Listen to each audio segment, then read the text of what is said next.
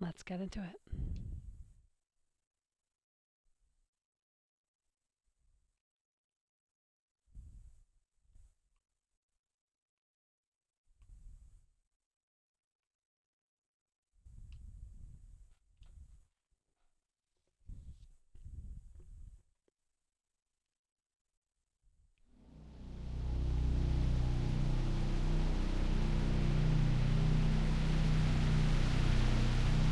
The game that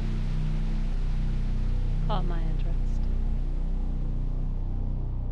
I'm not really 100% sure what it is exactly. I guess it's some kind of horror, mental illness, adventure game, something like that. It seemed pretty interesting.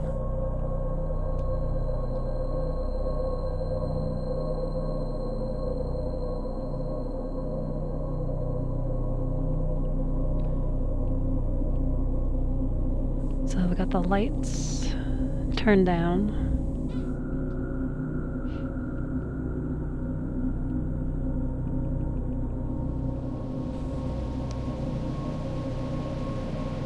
And I'm just really hoping that this broadcast bar on the bottom of the screen doesn't get in the way too much, especially with subtitles and stuff.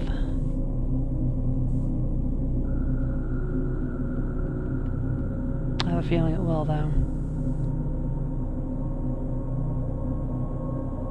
If that's the case, I may have to look at my monitor to see subtitles. So, let's get into it.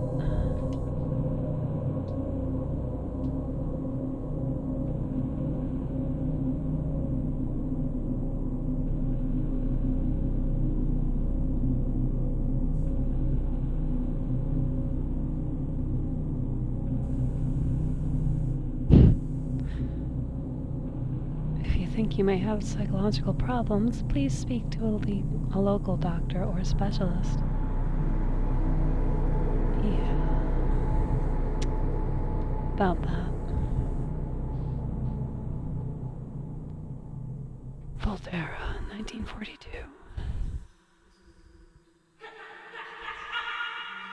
What's happened? What is this place? Maybe I'm dead. I can't see any light. Maybe I am dead. I can't get up. What's going on? What's happening to me? There's no one here, but these noises. God, my head is killing me. I can't keep my eyes open.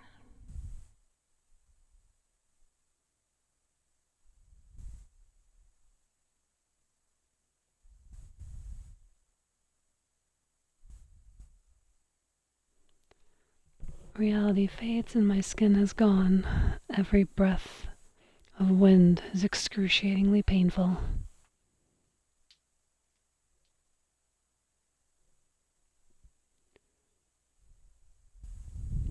Fun fact, the subtitles are indeed cut off. So hopefully I can hear and understand everything.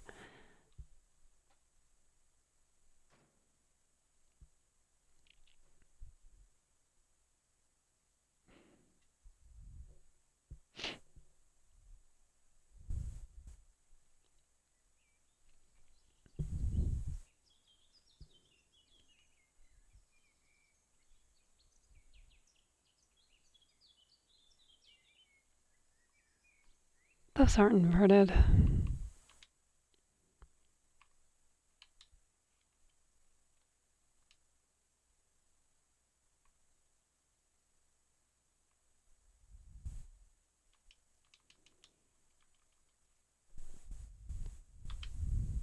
Ah, I had hit the X button, but I couldn't see it.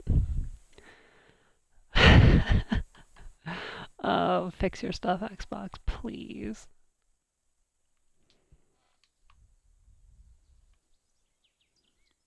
Okay.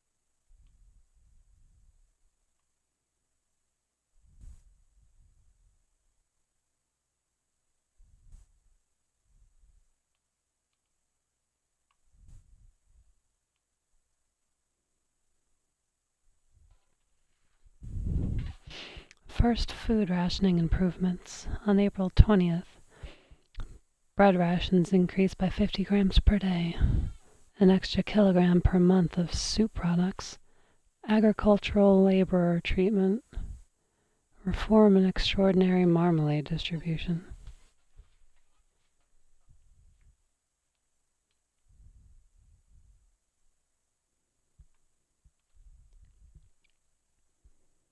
Incredible anti-aircraft victory. 159 aircraft shot down in 24 hours by the German Continental Air Defense. Major Russian operation northwest of Yasi. I'm assuming it's Yasi. Enemy convoys scattered in the Mediterranean. 2 destroyers and 6 merchant vessels sunk.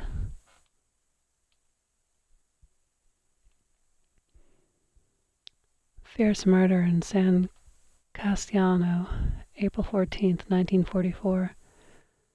Julia Kay, a young woman from a respectable family, was brutally murdered near her home. Police are investigating. Possible political motive emerges.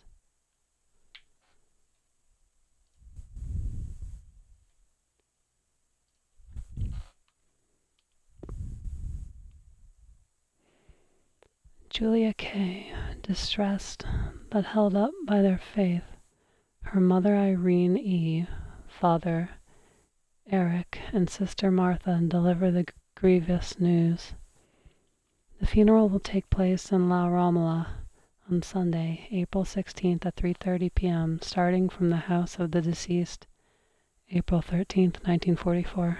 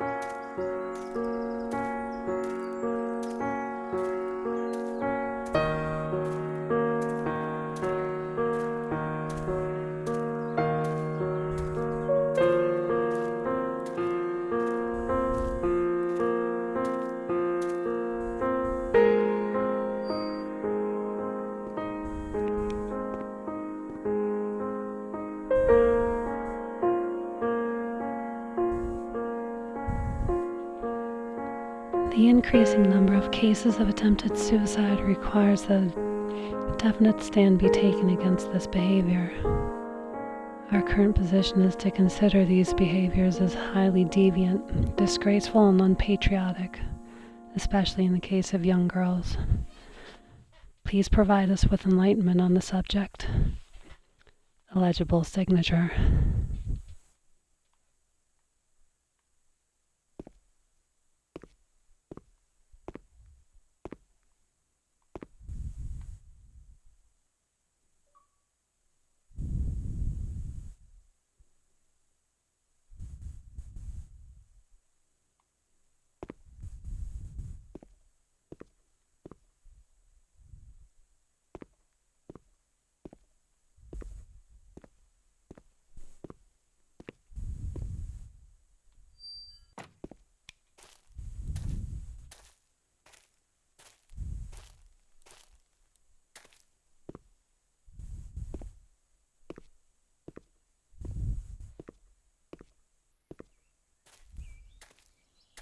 This place, time, memory.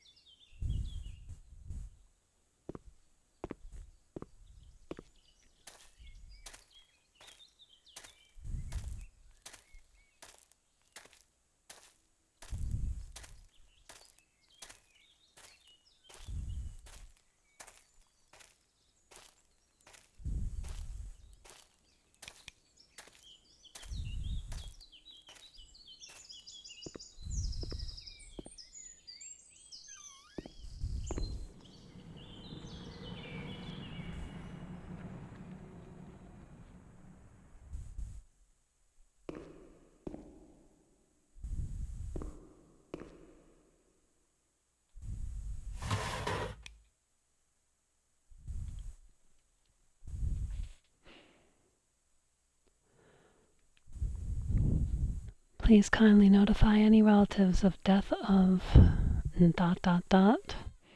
inviting them to cover burial expenses, failing which corpse will be sent to Pisa for study purposes. Cost 100. Director S.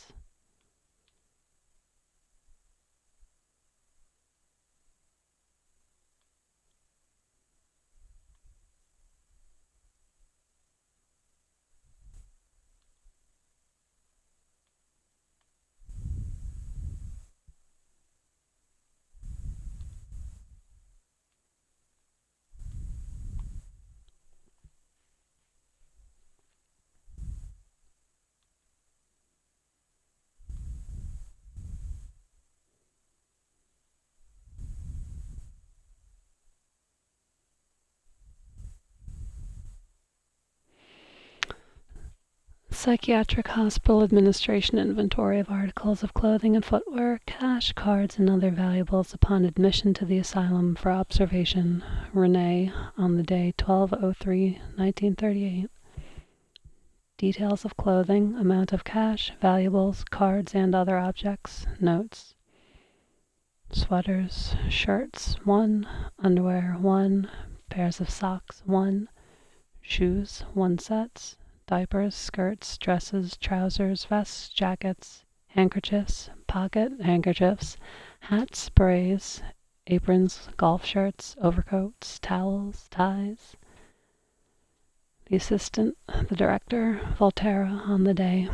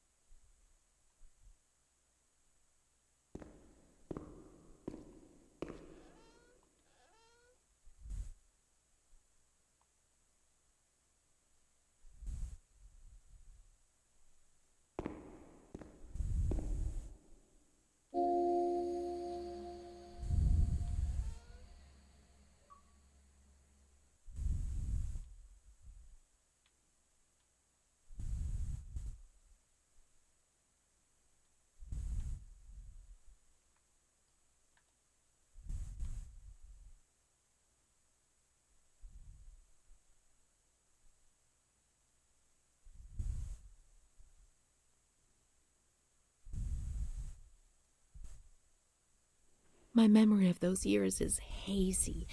Between the age of about 7 and 10, my memories are disconnected, and I couldn't say how many times and how frequently the light used to come. My mother gave me a doll around that time.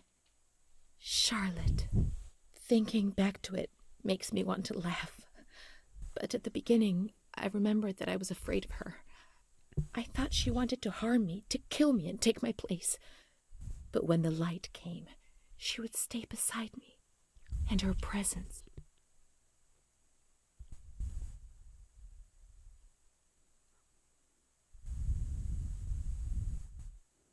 did not disturb me. I was able to talk to her, and so she became my best friend. At least until I was in grade 2, when everything changed. She didn't laugh at me, and if I had to say something to my mother, I asked her to say it. When things inside me turned bad, she was the only one I could turn to. Now all of this makes me blush, but Charlotte was a real friend to me. I knew that she was just a doll. I wasn't stupid, but at the same time, she was real, too. I don't know how to explain it. It's difficult. My mother would cuddle her and tell her things. I guess she was trying to communicate with me. But back then, I was too afraid to understand it.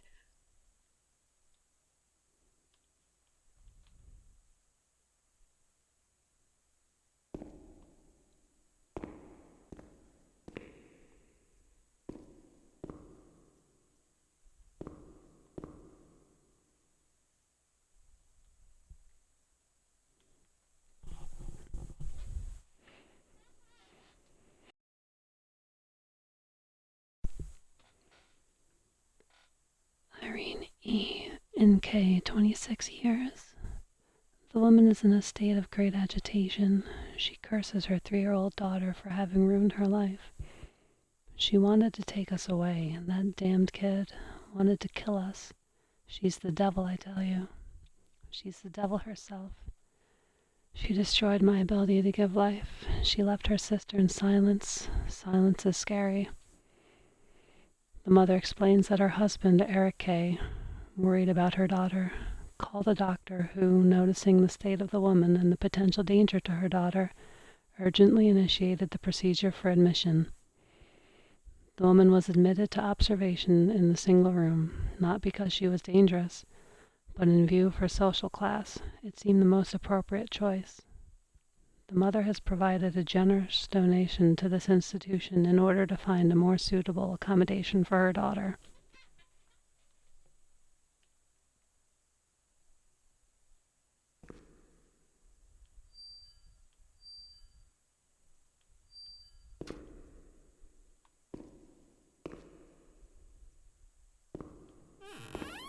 The only thing I remember clearly is Charlotte, my doll.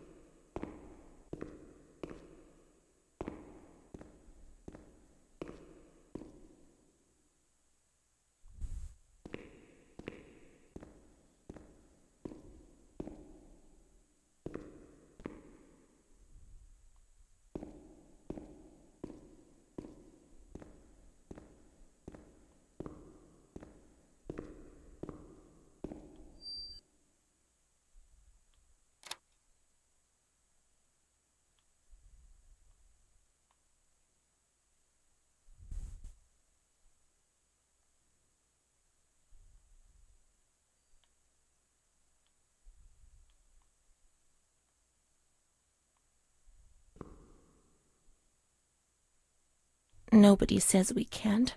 Let's find Charlotte. Let's find Charlotte. She's alone. She's alone in the dark.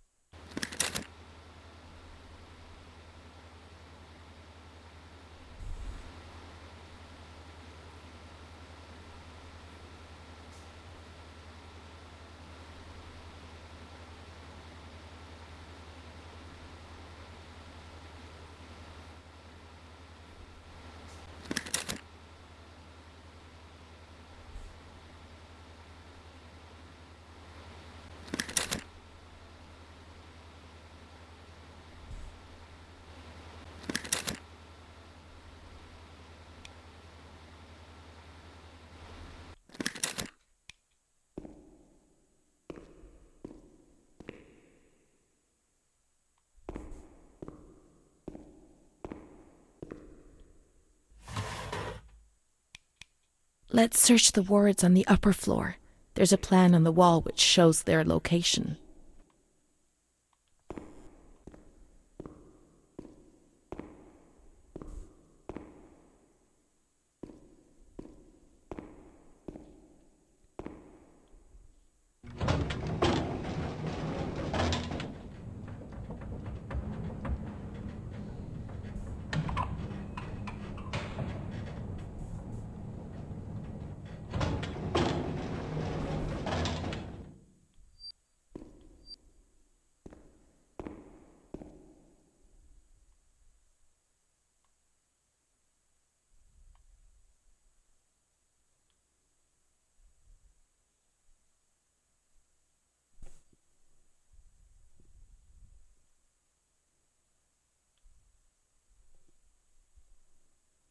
Can't read what that subtitle says.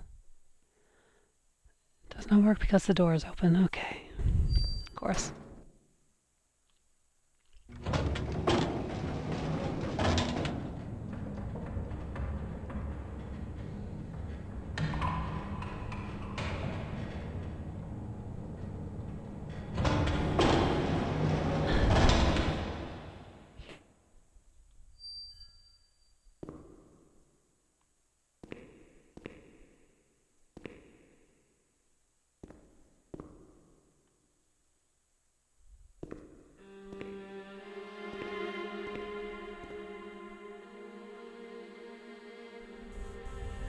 Mummy took good care of Charlotte.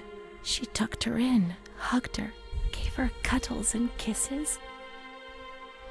She was very affectionate and loving. Nothing bad happened to Charlotte, and that surprised me. I didn't understand. At first, I was quite scared. I was afraid that she wanted to hurt me. I lived in constant fear that Mom would abandon her. Because I didn't deserve to live. I didn't deserve to be loved.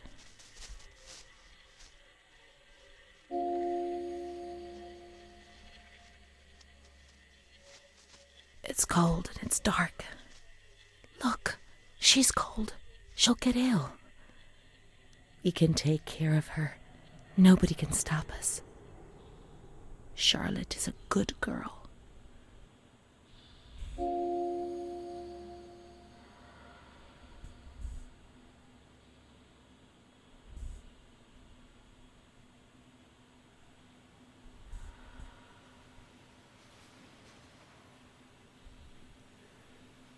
Yeah, not for the squeamish, I suppose.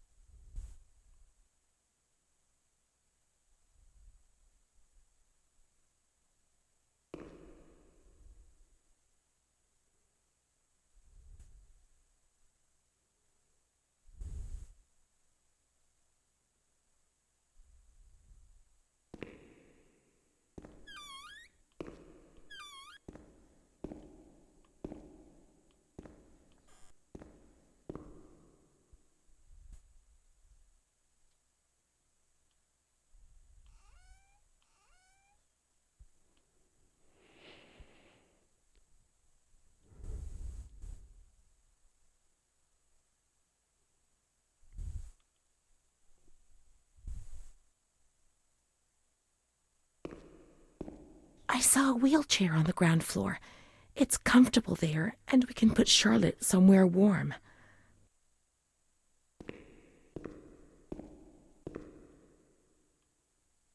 This isn't a good place for Charlotte. She'll be cold here. He doesn't want to. Not Charlotte.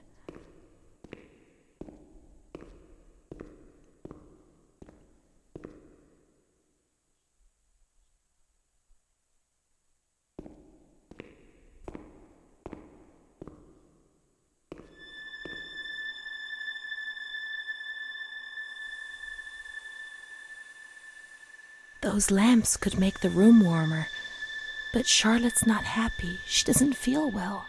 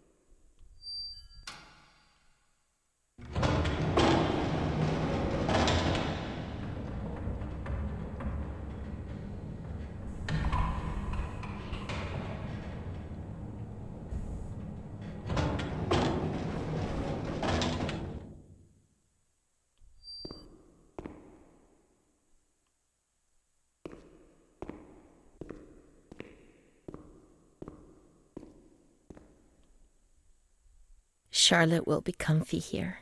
But it's cold. No, it's cold. Don't shiver, Charlotte. The cold will go away. It'll go away.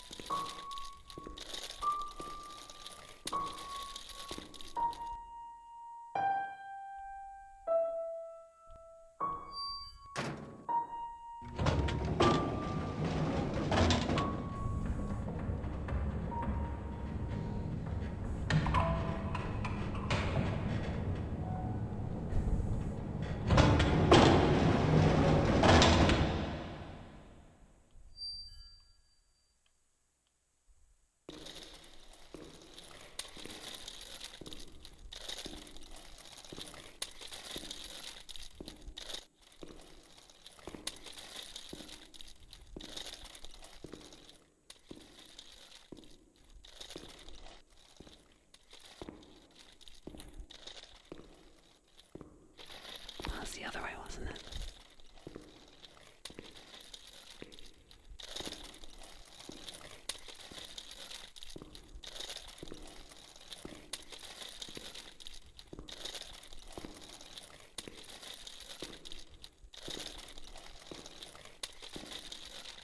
The cold has gone away now.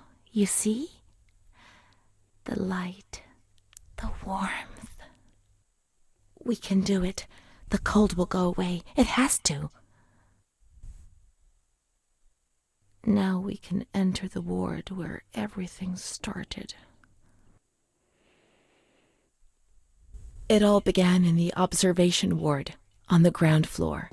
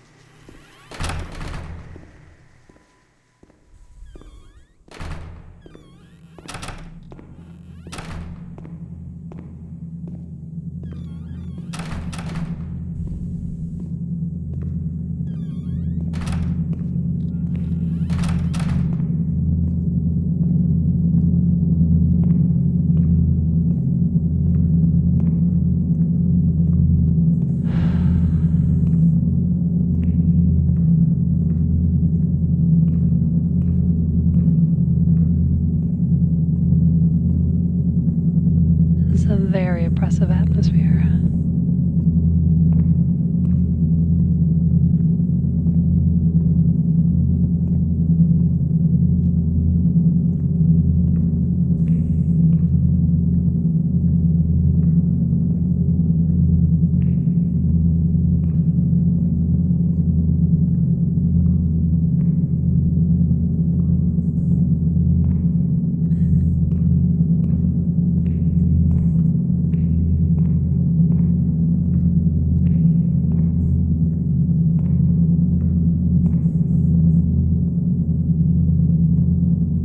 One day I turned off the light, but it didn't go dark.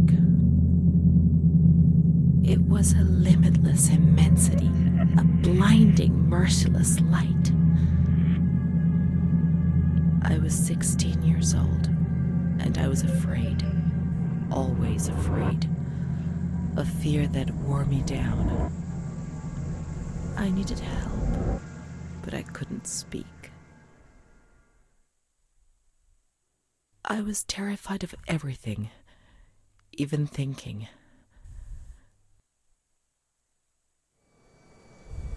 They said they were taking me to a place where the fear would go away, where I would get better. I stopped living in there. They dragged me away and stripped off all my clothes, everything. I tried to explain what was going on in my head. They tied me to the bed for days. I was alone with my nightmares. It wasn't fear anymore. It was madness. And when you're mad, you cease to exist.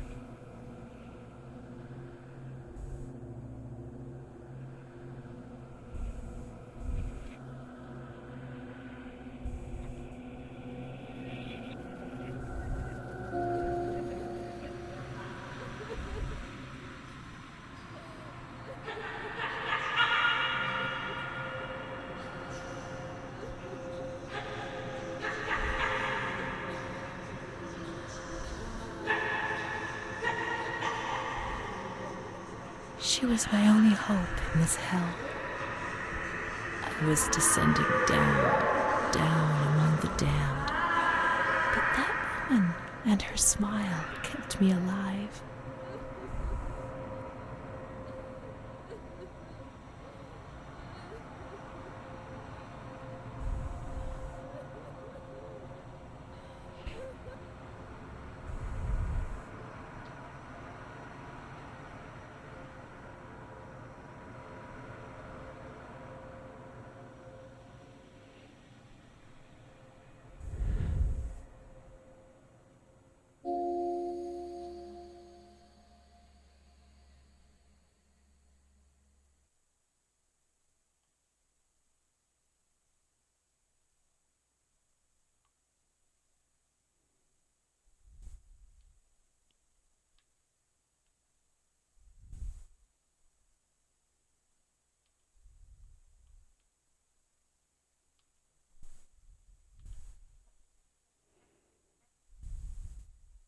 The door is locked from the outside.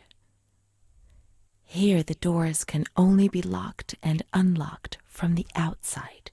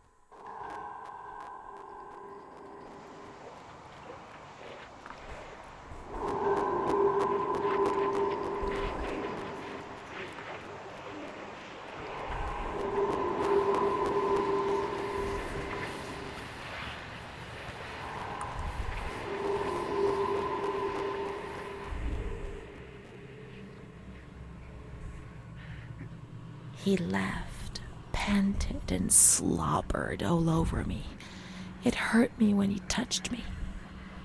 I thought I'd suddenly split open with a loud crack, and I would be shattered into pieces. I felt fragile, sick, dirty, degraded. All I could do was clutch Charlotte tightly while Renee obeyed. He was the master in the realm of light. I was being consumed by the evil act I had committed. I threw up and could feel hell getting closer and closer. Those tests the doctors did to me. They said there was something growing inside, and they wanted to drag it out of me.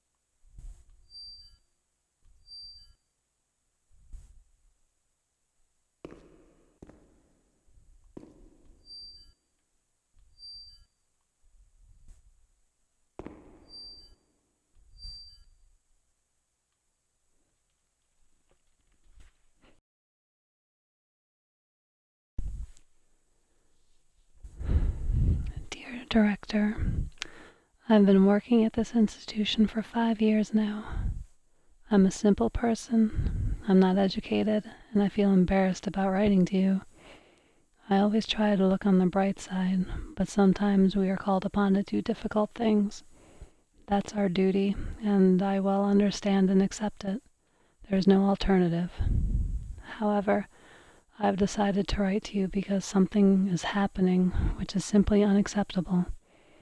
I am well aware that there's someone among us who devotes too much attention to the younger female patients who are confused.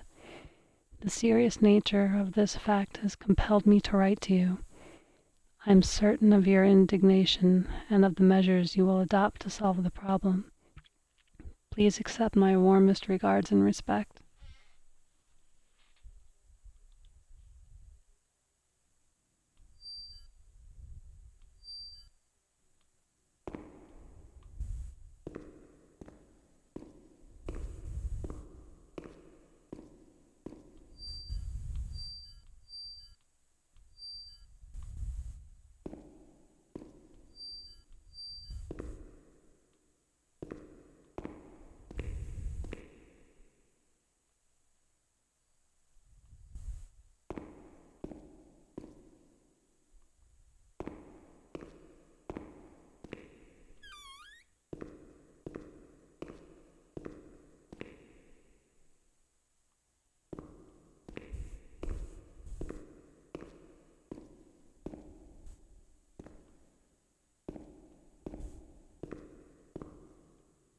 Hope it's alright if I read those out.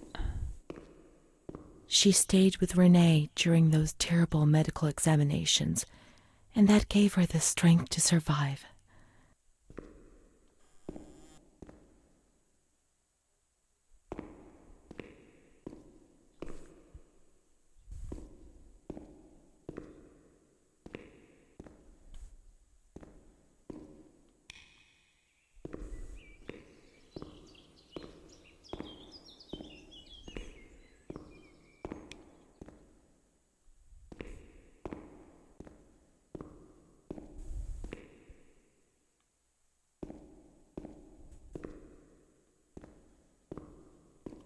They went to the gynecology ward on the upper floor.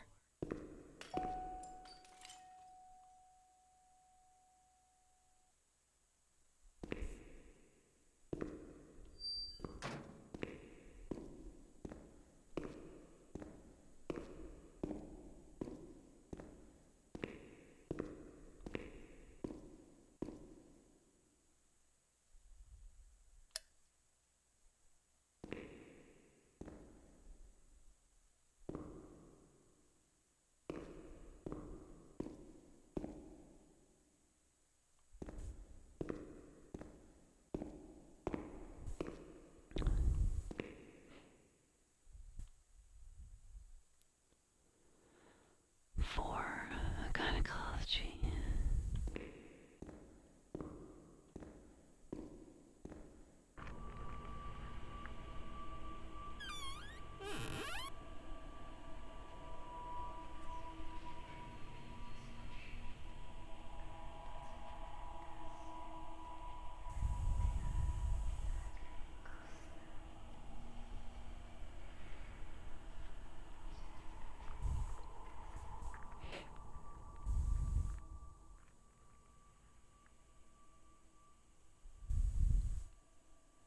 More than you wanted to know, right?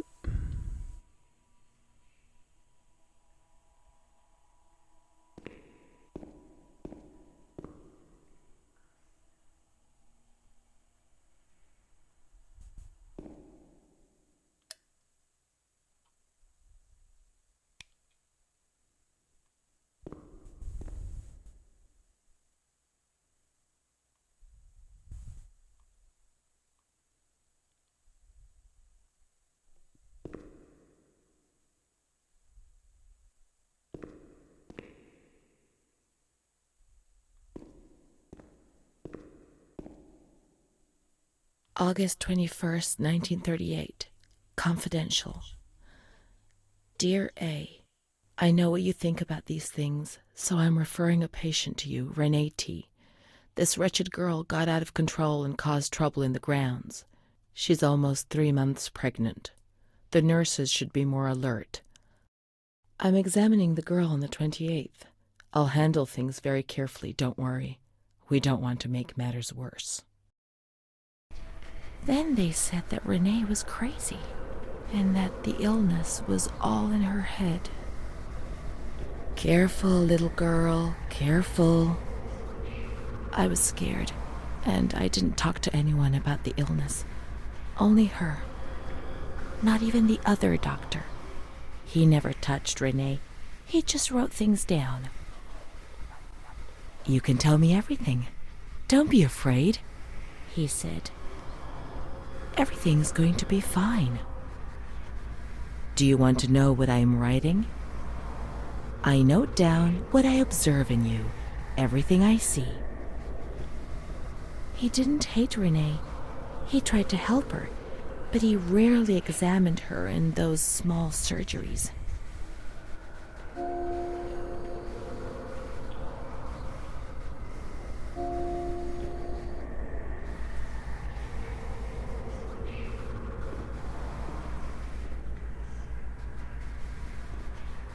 The doctor who wrote things down was in Surgery C.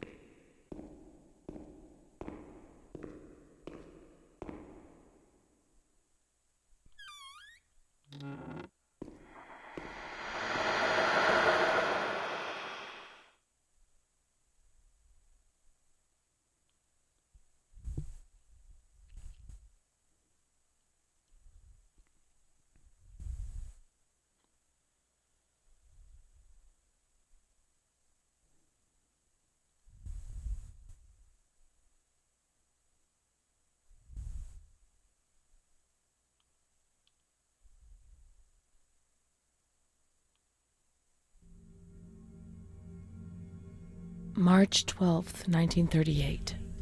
Renee T., 16 years old. Menstruation at age 12. Housewife. Father unknown. Mother a seamstress. Admitted in observation yesterday morning from Pontedera, accompanied by a police officer authorized by the examining magistrate of the Court of Pisa to be admitted for a psychiatric evaluation, which I have carried out. Medical certificate. Mental illness preceded by warning signs. Has suffered from depression for a year, believing she had tuberculosis. Food deprivation. We can't read this document. It is forbidden. We mustn't. If they find out, there will be trouble.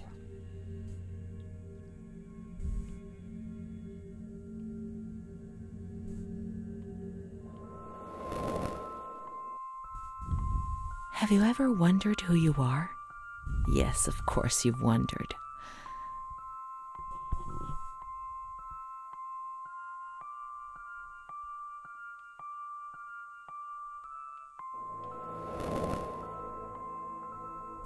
Will you help me to understand, to escape this dazzling light inside me that stops me from seeing?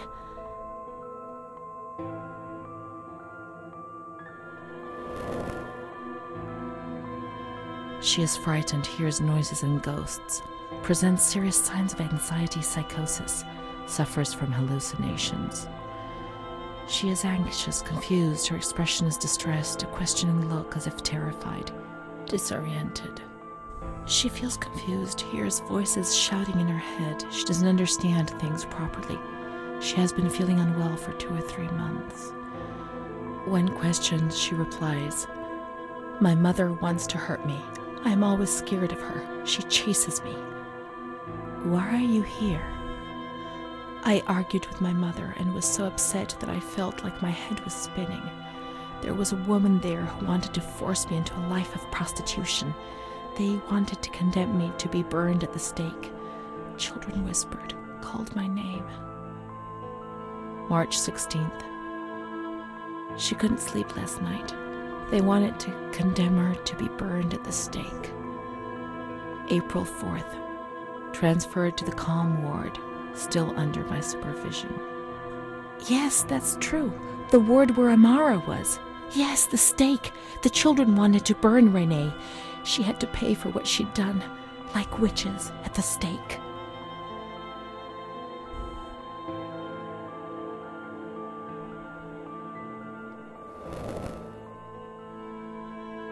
April 21st. She's more awake this morning and is responding to questions, complains of headaches. She became agitated when she found out her mother was there. She says that one day, many years earlier, she was with a friend of hers and met a man who made her get into a car and took her for a ride. He made her smoke cigarettes and drink liquor, and the man showed her certain things. He tried to hurt her and made her go crazy. She says he promised to marry her and made her swear to keep what had happened a secret. These facts were essentially confirmed by her mother. After that, she became arrogant, impatient, and hostile towards her family, especially her mother. She started taking off her clothes in public. Her moods would swing from laughter to tears. She rants. She pleasures herself. I can't remember these things, only the guilt, the stake. I know I deserved to pay for that guilt. I knew it even then.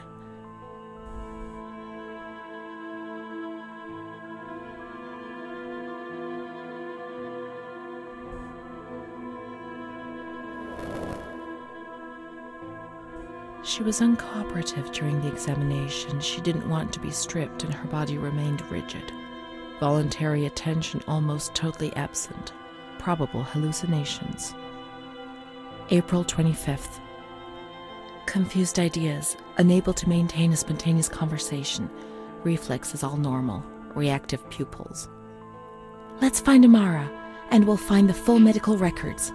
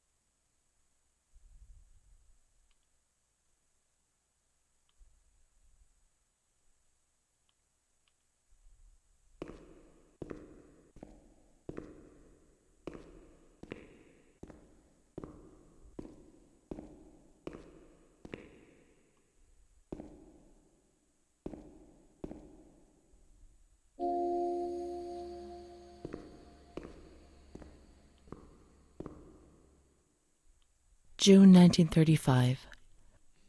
After much theorizing and practice in clinics for the privileged, the moment for action has finally arrived.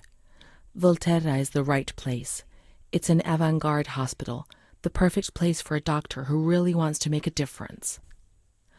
November 20th. Crossing the threshold of the asylum was similar to entering another dimension. A world of smells, noises, and images which it is almost impossible to imagine, describe, or explain. August 1936. The situation is similar to that in many other institutions. The department is overcrowded. Hundreds of patients are supervised by a handful of nurses who are forced to tie the more distressed ones to their beds or to radiators. They do 24-hour shifts. It's impossible to work like this. We doctors rarely see the female patients, and it's the nurses who tell us what's happening to the women. The overpowering stench in the wards, the constant din of shouts and voices that are barely recognizable as human, dirty, naked bodies devoid of any dignity. The lunatic asylum gets under your skin and wears you down. I often consider resigning. I feel useless, impotent, a sort of merciful jailer, a mercy that helps no one and only helps to ease my conscience. March 15th, 1938. Dramas are played out before my eyes every single day, and I try to distance myself from them and just do the best I can. But a girl arrived some days ago. I couldn't avoid her gaze. All she asked in her dignified silence was not to be ripped away from her world. And me. I'm old enough to be her father, the father she never had, who didn't want her, who rejected her without even knowing her. I, too, refused what she asked me. I couldn't do anything but add my signature and consign her to hell. A danger to herself and to others, and a cause of public scandal. This was what was written on the accompanying note from the police headquarters. It was difficult not to agree with it. How much more violence must this poor girl be subjected to? Her gaze is so intense, so far removed from the carefree nature which should be the joyous hallmark of her age. I cried myself to sleep in my solitude. I kept thinking about those sad and frightened eyes staring at me.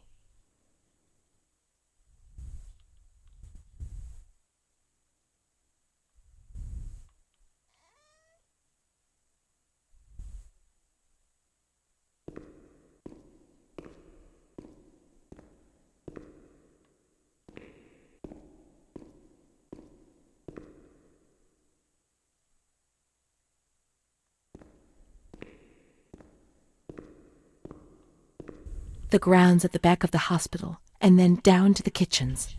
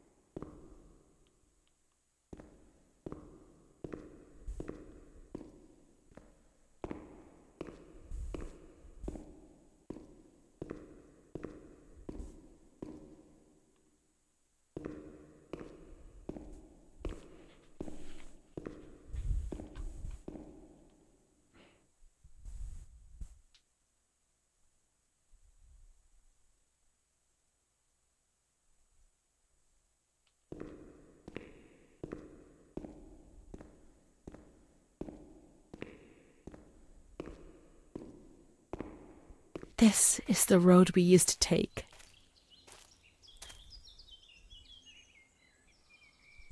If it weren't for her, in the grounds on that bench in spring, so many days. It was an escape, watching nature around us as she talked and smiled. And then there were the kitchens. Sometimes we stole food and ran back to the bench to eat it in secret, and we laughed.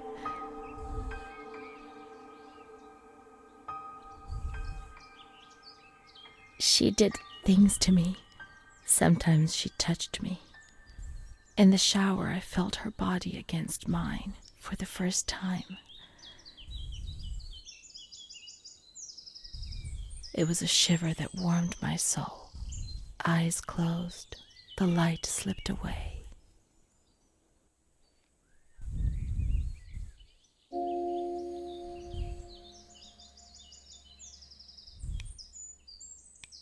She wasn't in the system. He wouldn't let her in. That's it. She must be the key to my memories, to the reasons why. Nature helped me to forget, to escape from the system.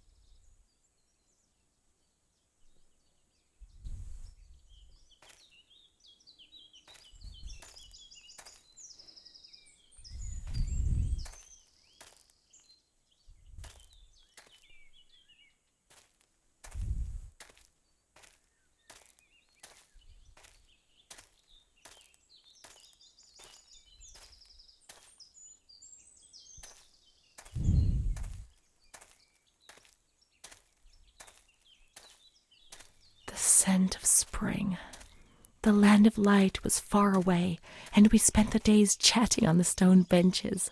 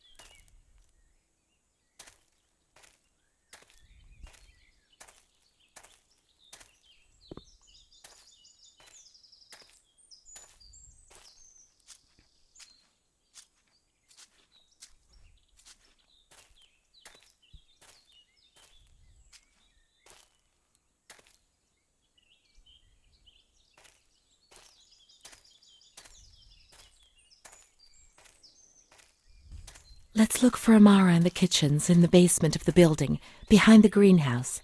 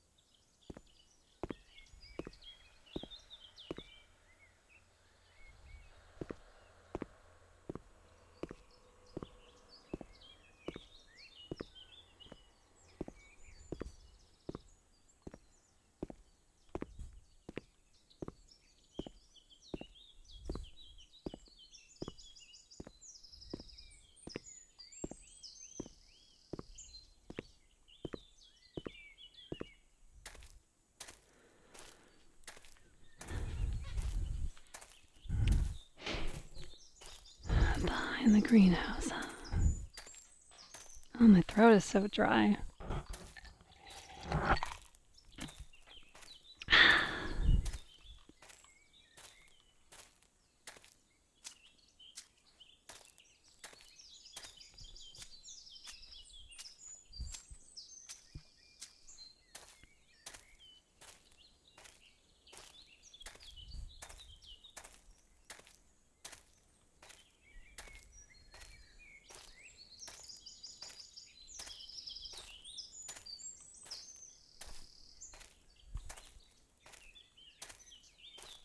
Here we go.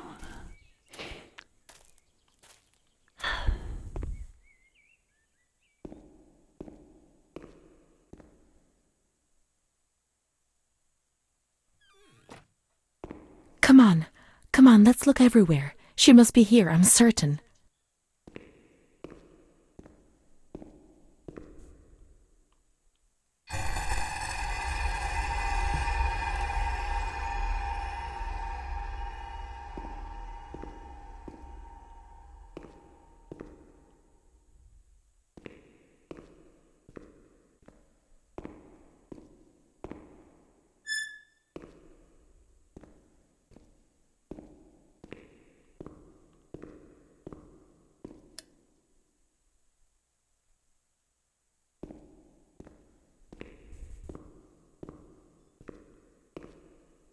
Keep looking. We mustn't give up.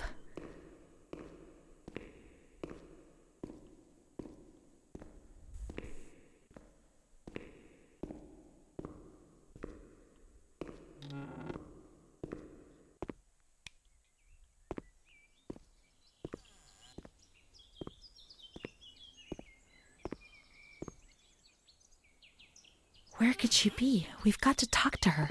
Everything will be all right. But being here now, I don't like it. Come on, let's look for her, quickly.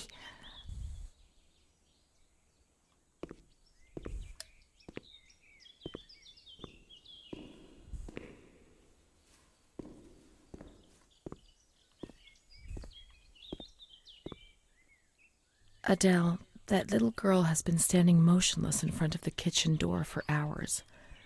Poor thing, I gave her some candy. She ate it without a word and remained motionless. I don't think she's very well. We used to see her now and again, but now she's always there. I'm going. The doctor's not here. He's coming this afternoon. Try and speak to him.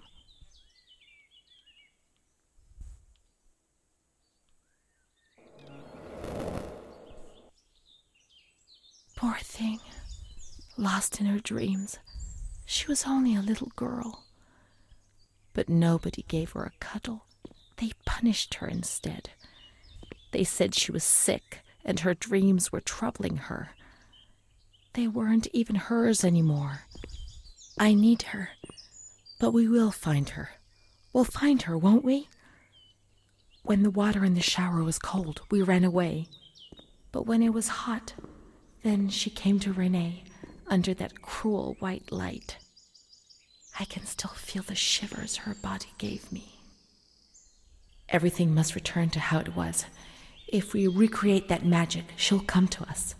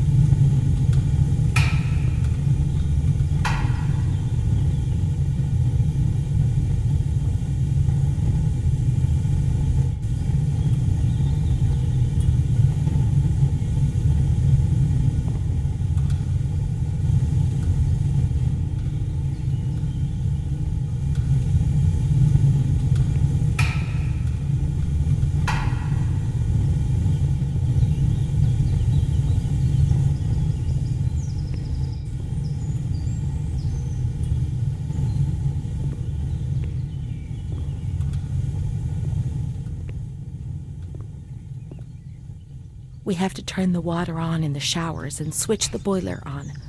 All the plumbing systems were in the kitchen area.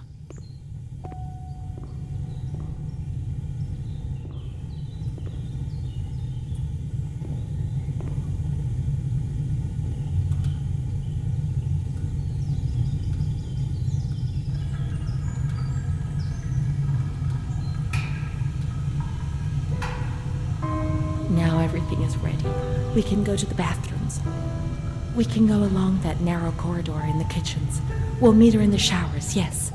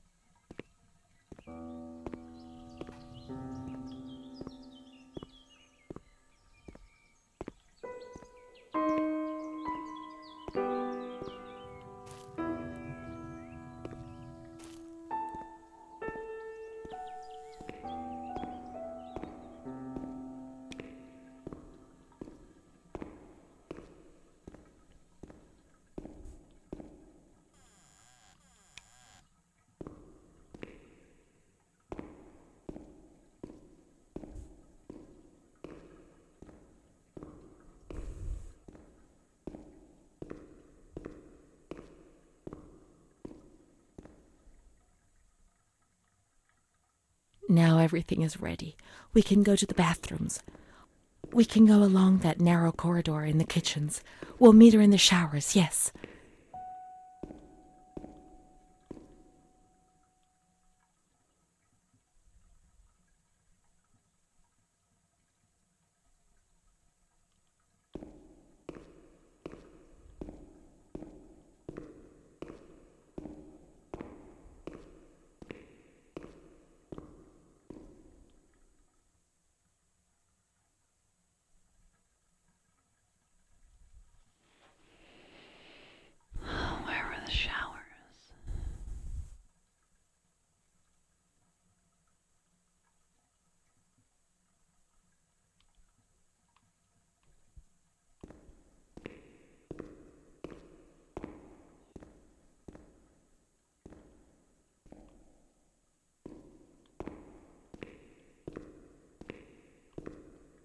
I back downstairs?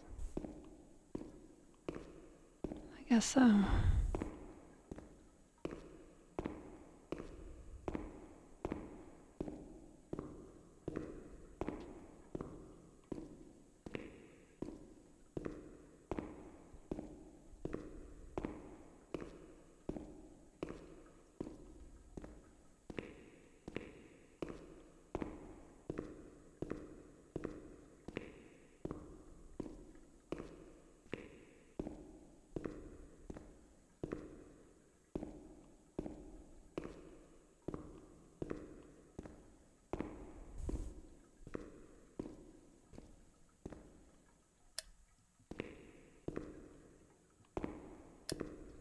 Everything's ready. Let's get undressed and leave our clothes on the hooks in the changing rooms.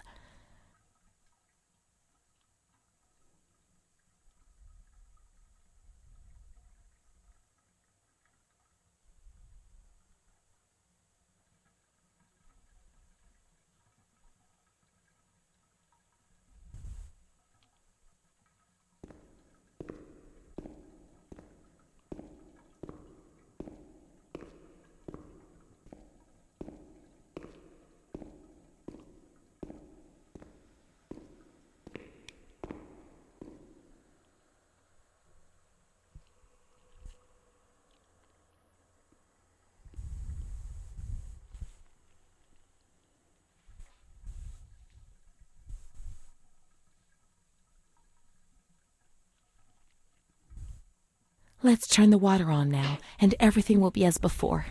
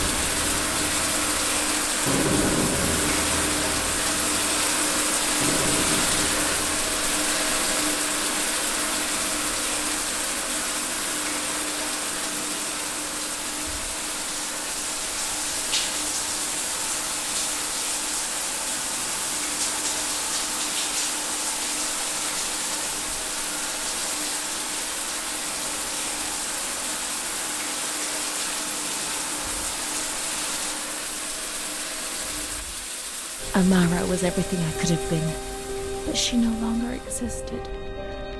I'd have loved to erase everything I did, but instead I always went ahead and did it again.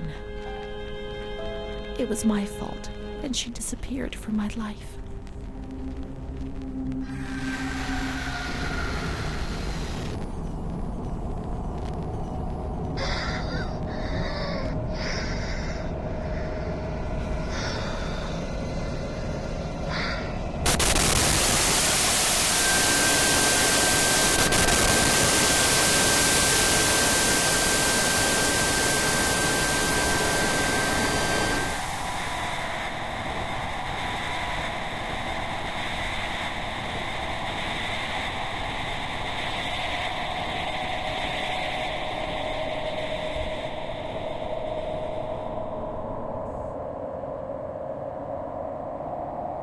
They gave you injections there, which made your body and soul tremble violently.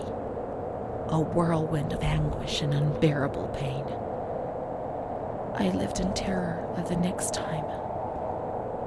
They had taken me upstairs to that ward where no one wanted to go.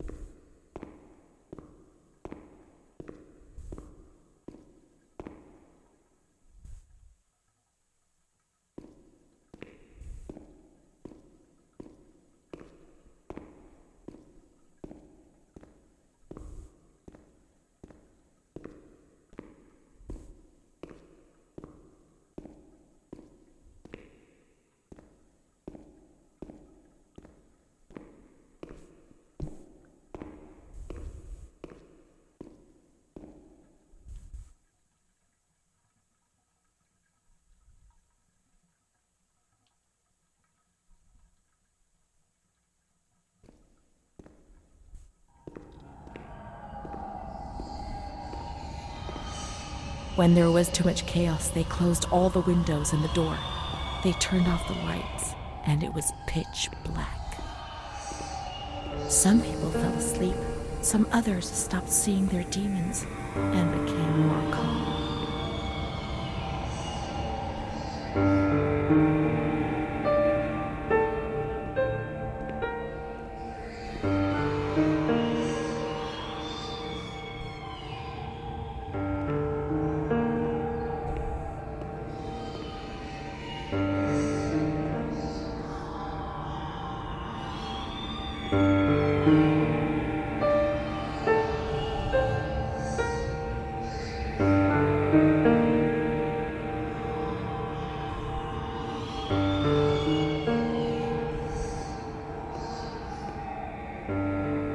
Montefoscoli, December 20th, 1941. Dear Director, could you please let me know how my daughter, your patient Renee T., is getting along?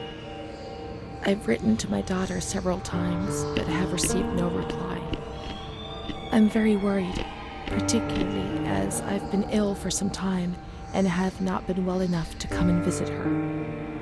Please kindly let me know when it will be possible for me to bring my daughter home. Your humble servant, Ada T. Bring this letter to the attention of Dr. C so he can assess the potential discharge of the patient.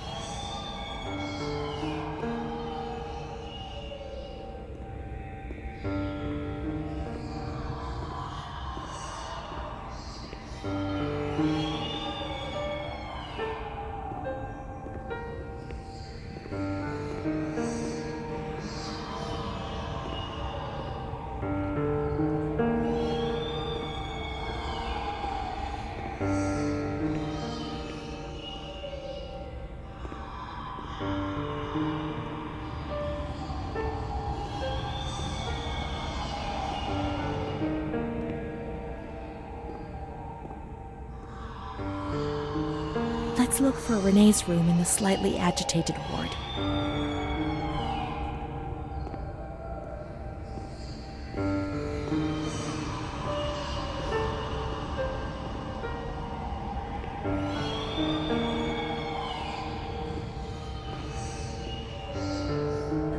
Did I not find it?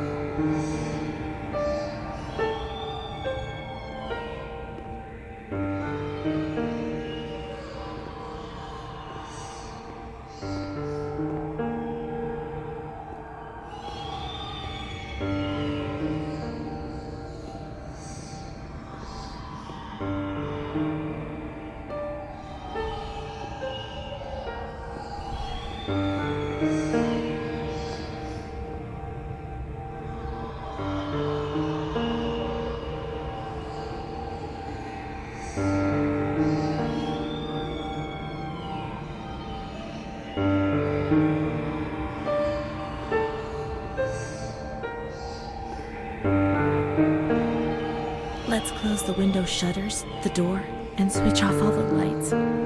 We want darkness.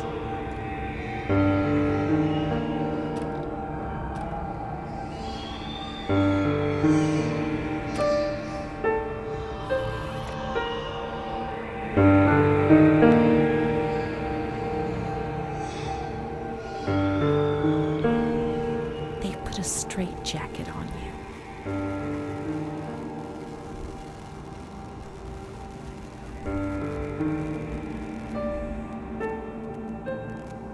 They gave you a cold shower.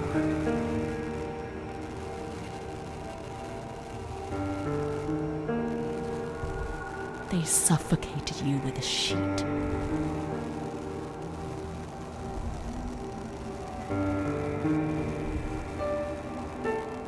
They tied you to the bed. They tied me to the bed.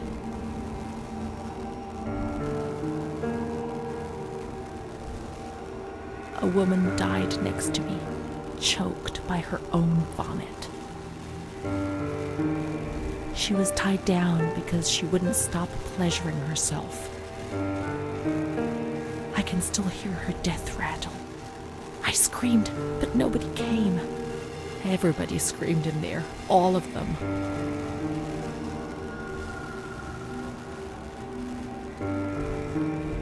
It was then I saw the doll, which wasn't Charlotte. No, she wasn't Charlotte.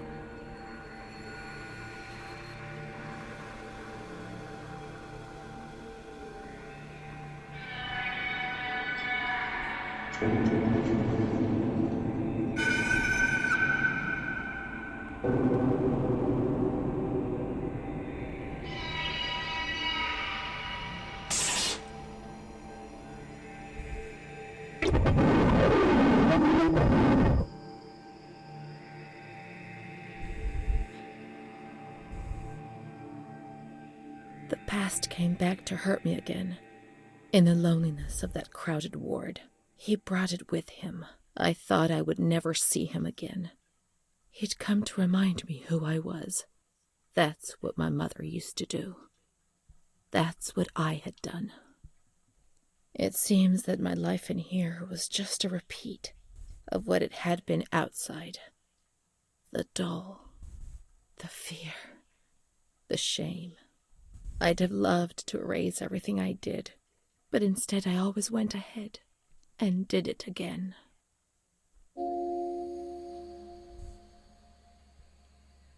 Montefoscoli, November 12th, 1939. My dear daughter, it is with great sadness that I heard what happened. Your transfer and your sufferings are a cause of great worry for me. It will take time, but you'll see, things will improve. They'll treat you and you'll get better again. I pray a lot, every day. Write to me often and tell me if you need anything. I promise I'll do what I can. Try to be strong. Mom.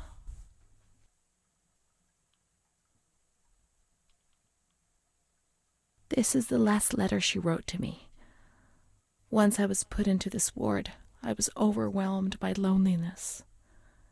After that medical examination, I received no more letters from Mom.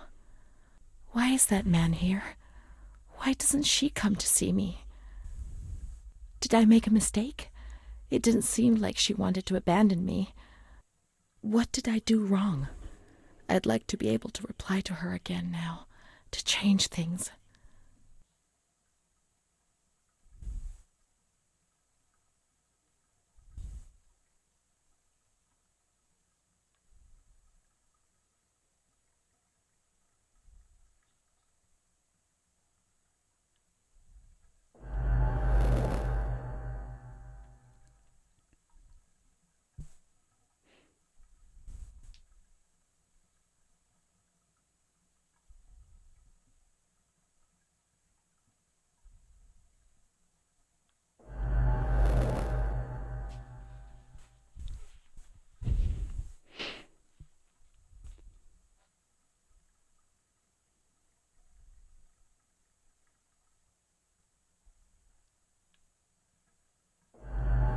Perhaps she would have listened to me.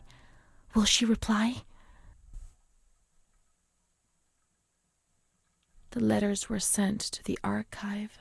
It was their job to post them.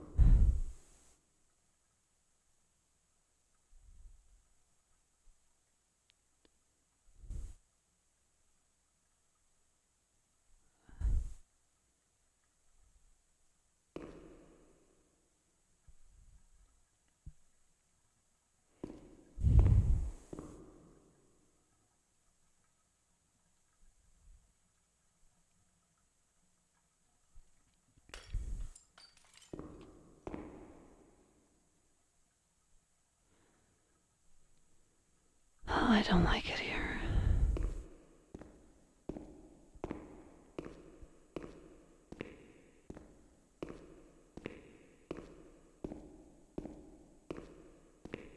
When you were sent to a lunatic asylum, you lost the right to possess anything. Everything you arrived with was packed up and stored here, even the clothes you were wearing, in case you were released one day, but far too many never left.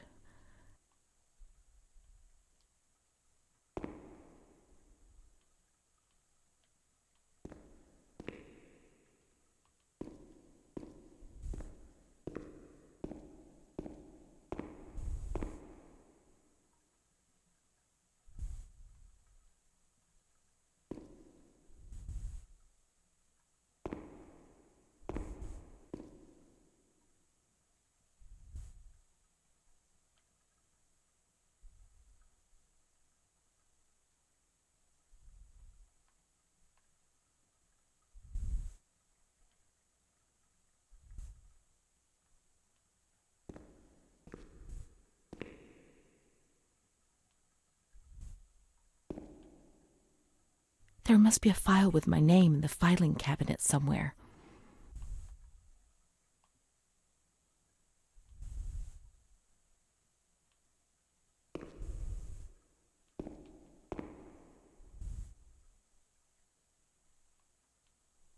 Dear Mother, please, I beg you, get me out of this place. I'm so frightened here. You were right.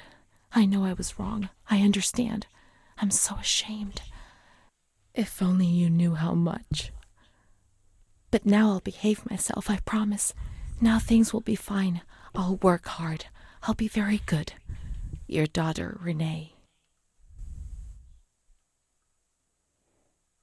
This letter. It was Renee's letter, just as she wrote it back then. But it was never sent. Why? Why did this happen?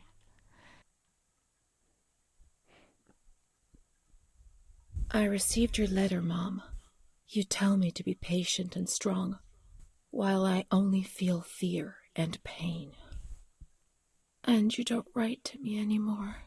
If only these words could be my soul, I'd tell you what was happening to me. The kids want to kill me. They all look the other way and tell me what to do. I don't understand. She helps me, but what have they done to her? Can you tell me? Will you help me? Renee.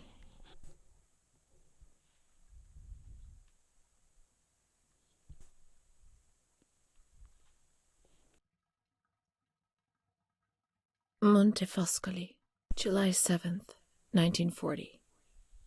My dear daughter, I have received no news from you. You have not contacted me in months. I'm sorry, but I don't have the money to come and visit you. Do you remember Mr. Onofrio? He'll soon be in Volterra for business. I've asked him if he would be kind enough to ask the director for some news about you. I hope he'll bring me some good news when he returns. But please write to me. I know that I was strict with you. You have to forgive me. I didn't think. I've given Mr. Onofrio a new doll for you. You told me that you lost yours, and I know you loved it so much. It's not as nice as your Charlotte, but I hope that it will comfort you nonetheless. Keep your chin up, darling. Everything will be fine, you'll see. Mom.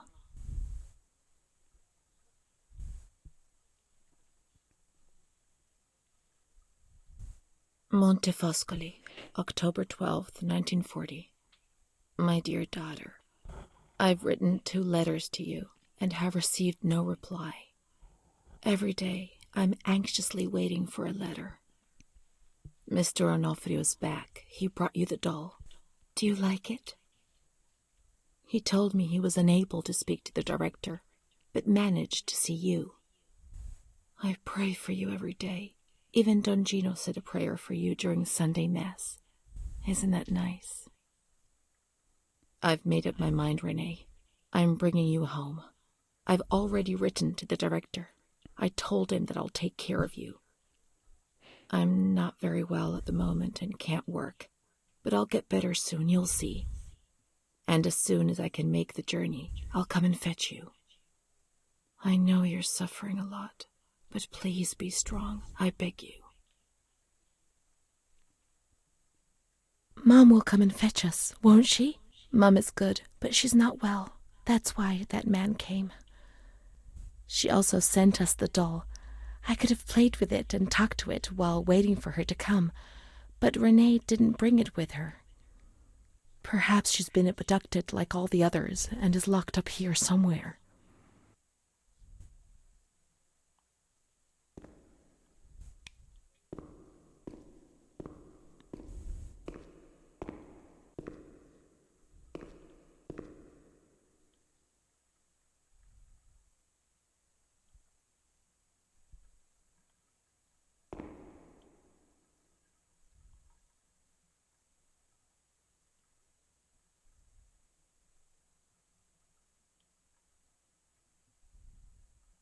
Now we can open the bundle on that table in front of the window.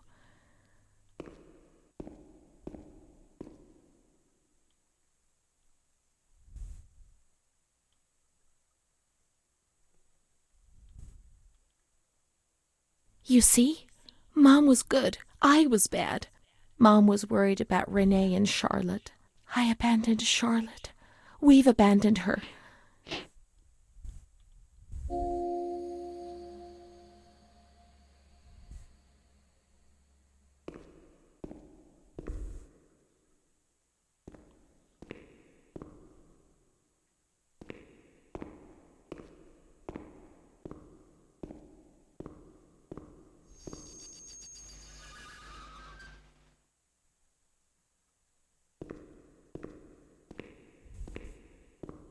Let's look for Charlotte.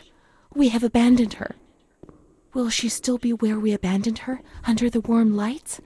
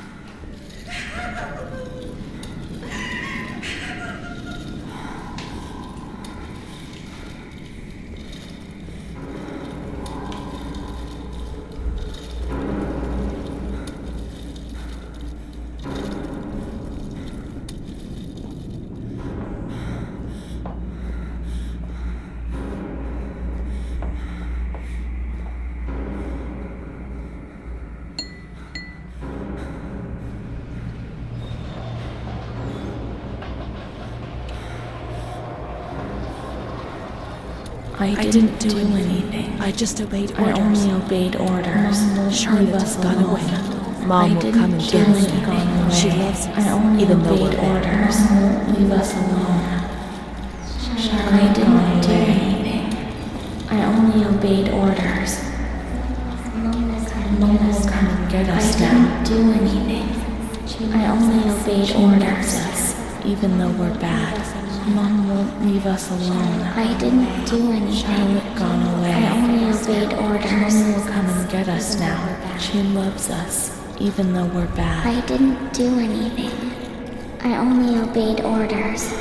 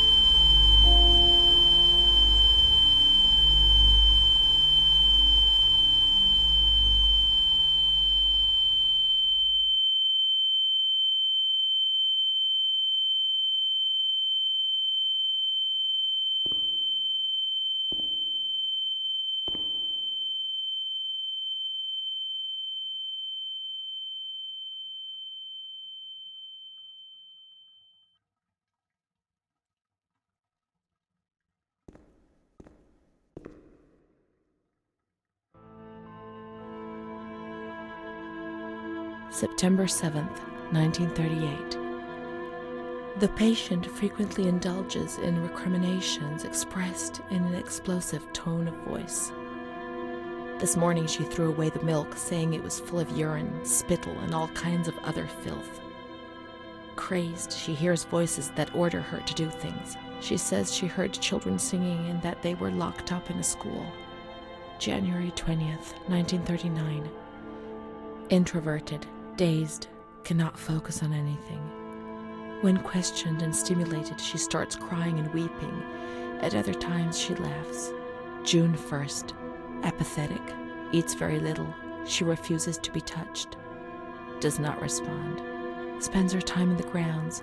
The cooks report that she sits on a bench in front of the kitchens. October 14th. Return of impulsive behavior. This morning she asked for 2 eggs to make zabayoni, but when she got them, she threw them up in the air. Excited, clamorous, slightly confused, takes her clothes off. December 8th. Tied to bed for 15 days. High-spirited, tends to make witty comments and use vulgar words. Laughs hysterically and pleasures herself. The nurses report that about 2 weeks ago she remained in the showers on her own and didn't want to leave. They said that when they took her away, she swore at them and then lashed out and bit them. 2 nurses had to be treated for their injuries. They've kept her tied to the bed since then. Transferred to the slightly agitated ward, from the care of Dr. B to the care of Dr. C. I was with Amara in the showers. My memories are terrifying. They're not real, are they?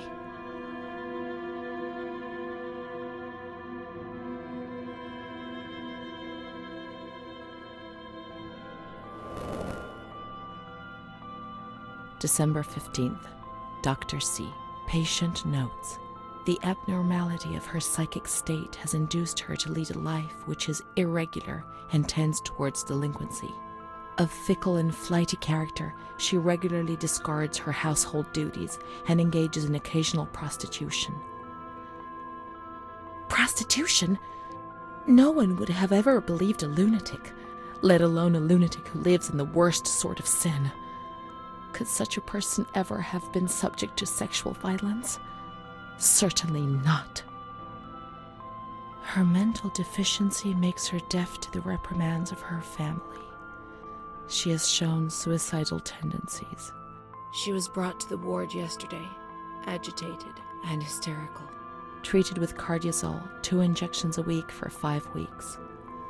They were only trying to confuse us with the therapy, and my God, they succeeded. It was as if they wanted to instill the madness into us.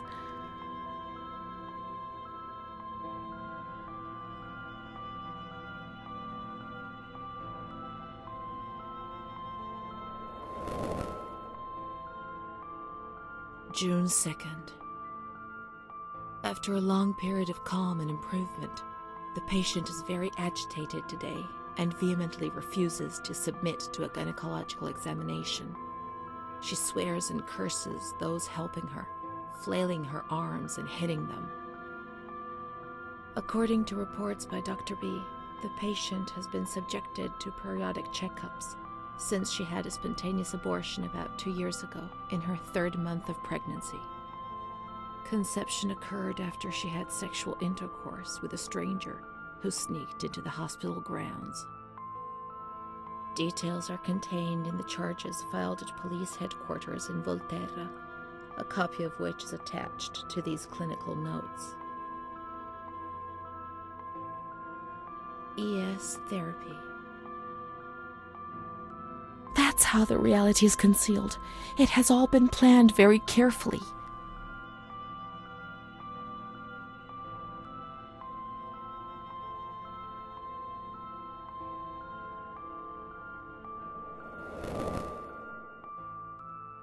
June 13th. The nurses report that she descended into a state of great mental confusion after receiving her mother's letter.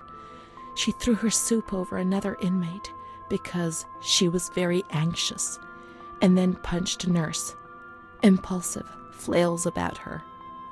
She rails against the doctor in vulgar terms while he is examining her, lashes out and spits. Block all correspondence to give the patient no further reason to become agitated. August 20th, tied to bed. The nurses report that the patient is extremely agitated after the visit of a relative or family friend. 2 days later, she is still shouting all the time that he commands her, that she must obey and harm herself, and that she is not Charlotte. All visits forbidden, constrained to bed, and intensification of ES therapy until we achieve results. No contact with the outside. That way nobody knew what was happening within these walls.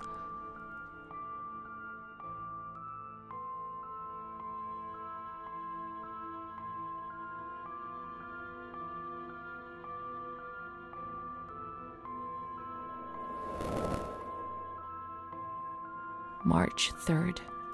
Alert, correct attitude, replies when questioned. The nurses report that the patient is calm. She washes and looks after herself. She affirms the existence of a certain Amara. She says that Amara is a patient who disappeared when she was moved to this ward. No confirmation. Probably a regressive hallucination. Evaluate transfer. Did I imagine Amara? That's not possible. She was there. I know she was there. I feel it. She must have left some traces of her presence. We can look for her things in the storeroom containing the bundles of the patient's belongings on the upper floor.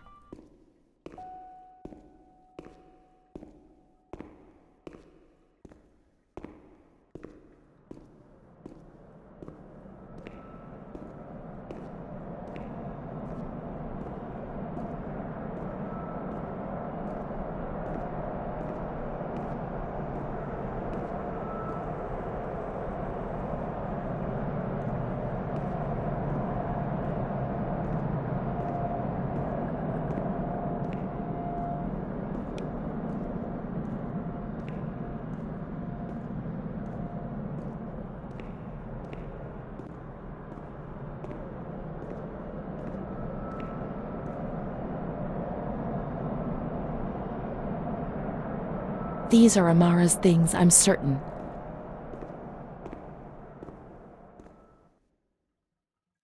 Amara, there she is.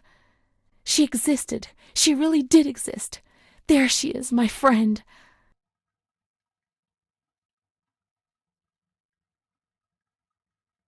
Here we are together. How could I have imagined for a single moment that she never existed?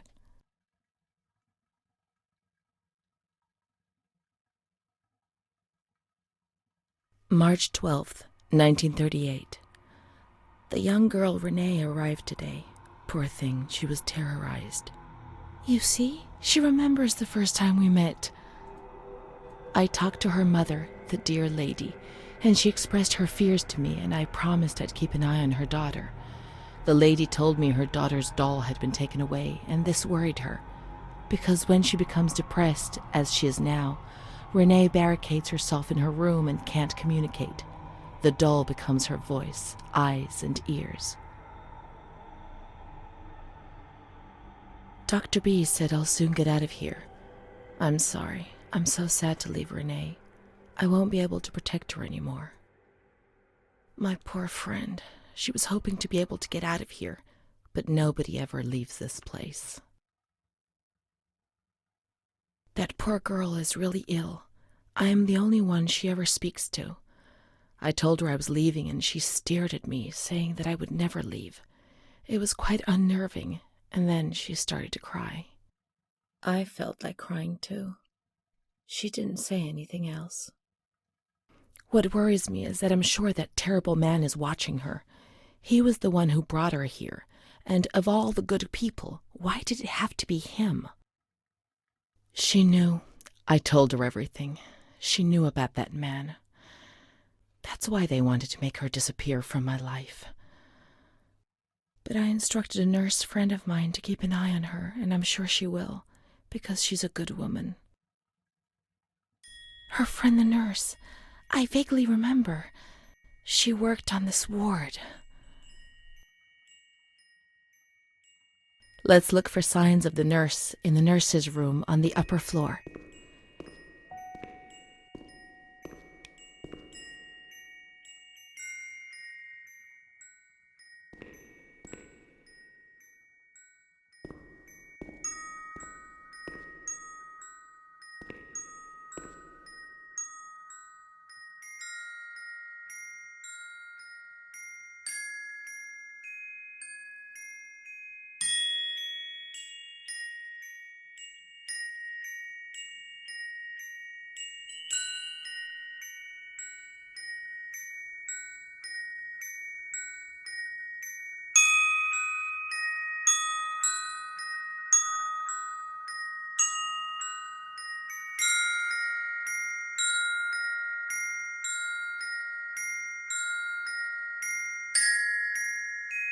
She worked mostly in the Marigliano pavilion. Let's get out of here and find that pavilion. Renee was alone here. Charlotte had abandoned her, and without Charlotte, Renee couldn't communicate with the outside world. Mother knew that.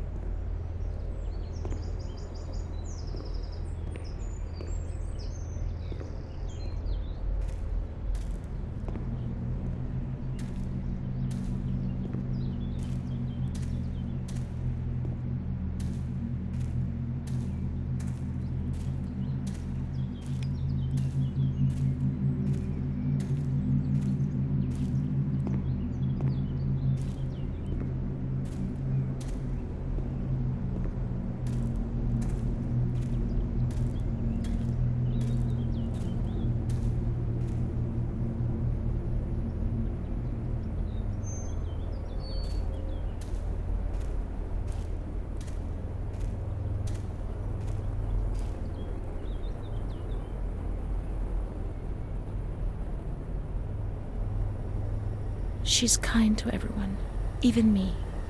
I felt a little better when I saw her. The sick children laughed and played with her. Not even they could frighten me. Don't annoy Renee. She's a princess here. Didn't you know? She told stories. She said there was a war out there. But They stared at me and frightened me.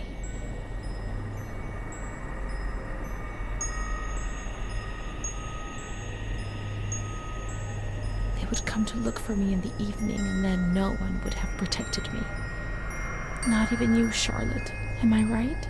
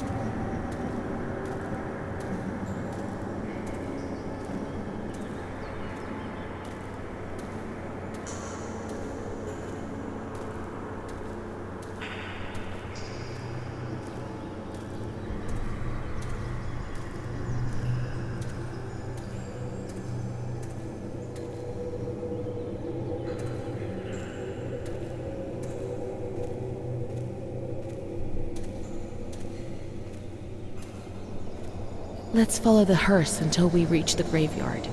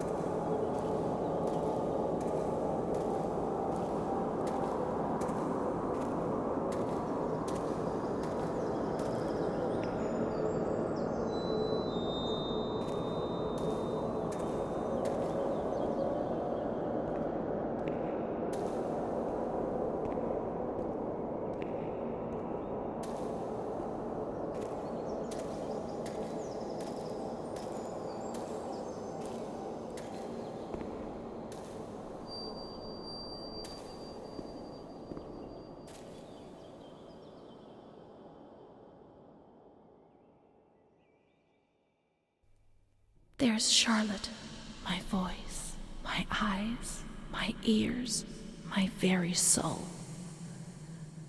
Let's go and play together again.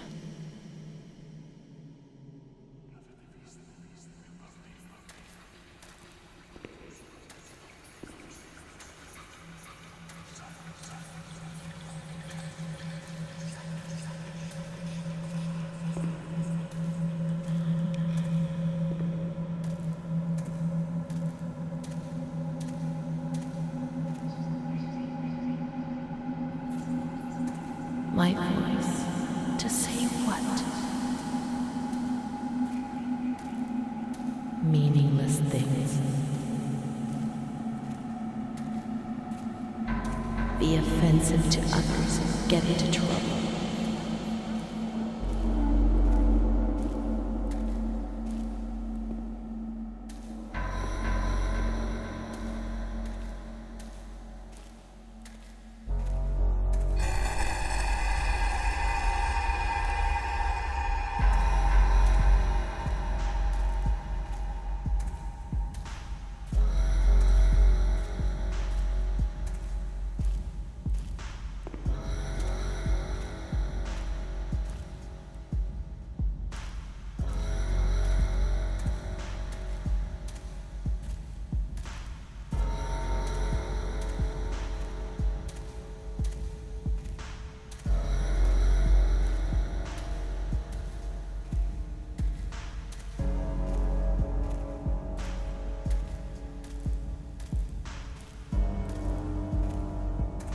Eyes to see desperate people.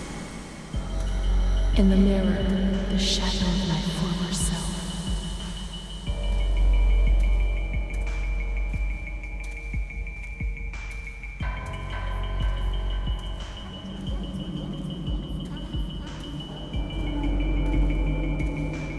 Gaunt, worn out, they're killing me slowly, day after day.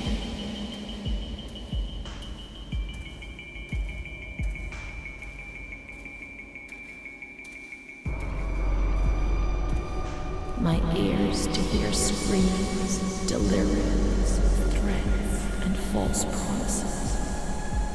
It'll be all right. Everything will pass.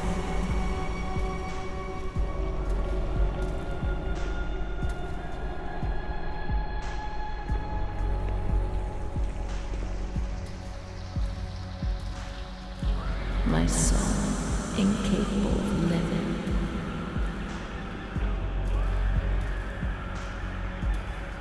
Of fitting into a world which it finds alien. It's moving further and further away from me, always further.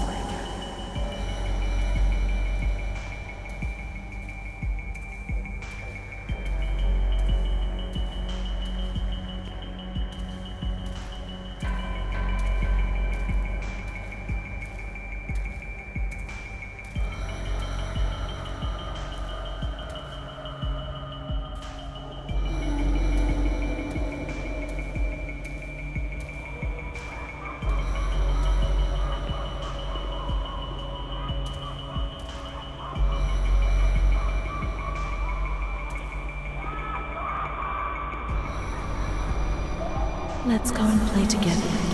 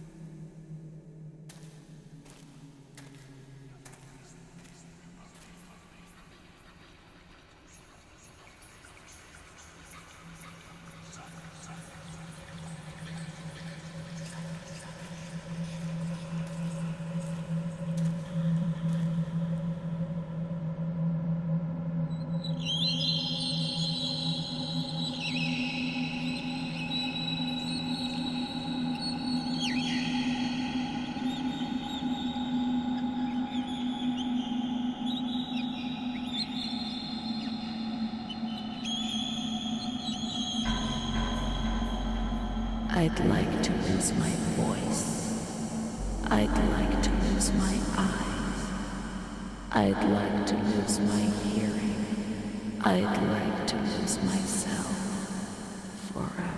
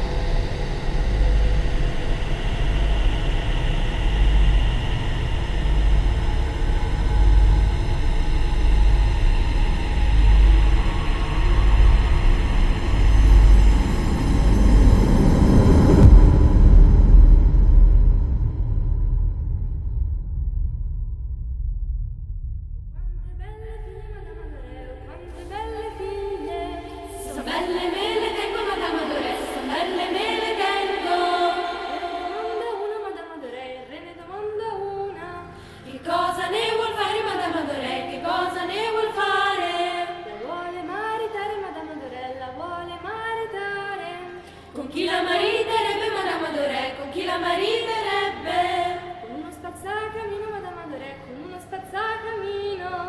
E come la vestirebbe, Madame Adoré, e come la vestirebbe? Di stracci e di toppe, Madame Adoré, di stracci e di toppe. Uscite dal mio castello, Madame Adoré, uscite dal mio castello.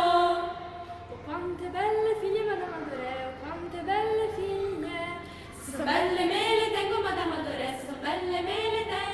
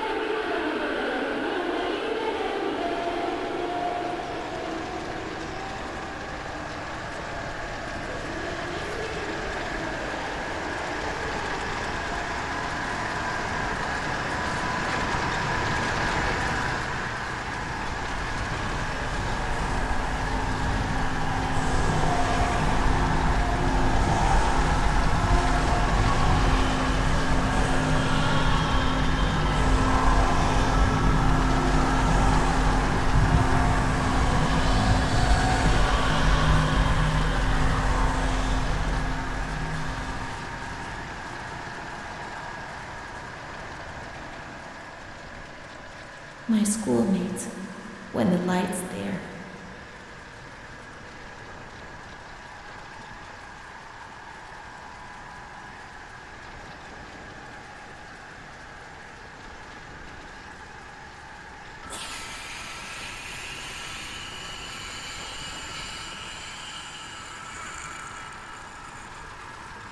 A cat goes into my mouth and eats me from inside. At least you can't see what's happening.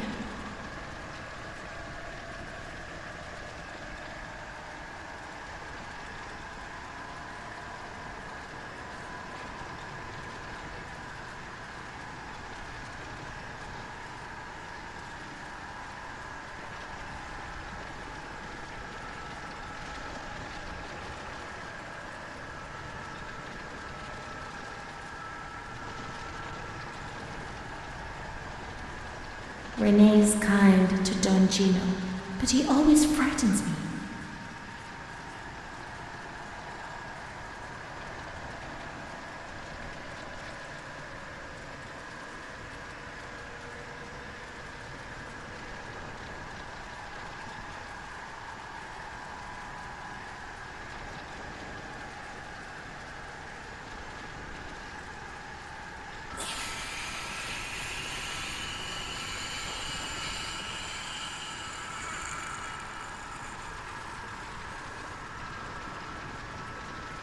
I do a lot of bad things. I don't tell anyone, but Mom knows just the same. We learn so many things at school, and so we have to attend. How would we get on if we didn't?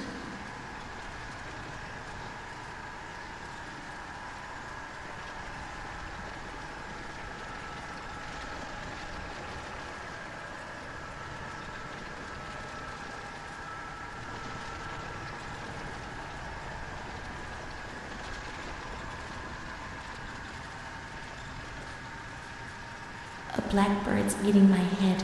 That's why it hurts so much.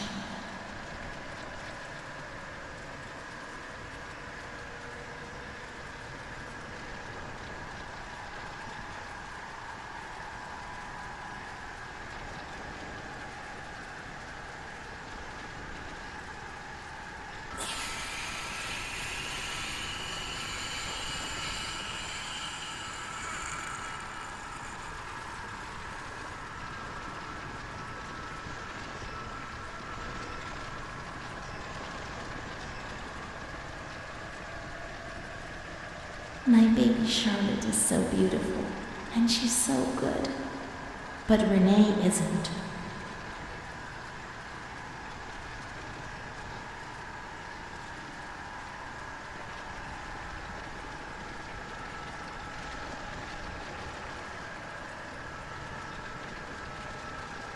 When I was little, I never used to sleep. Poor Mom.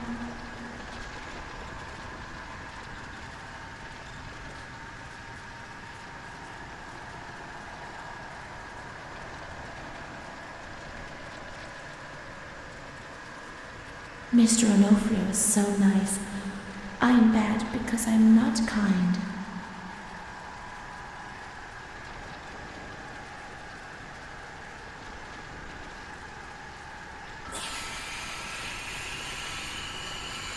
Mom always has to work because it's so cold in winter.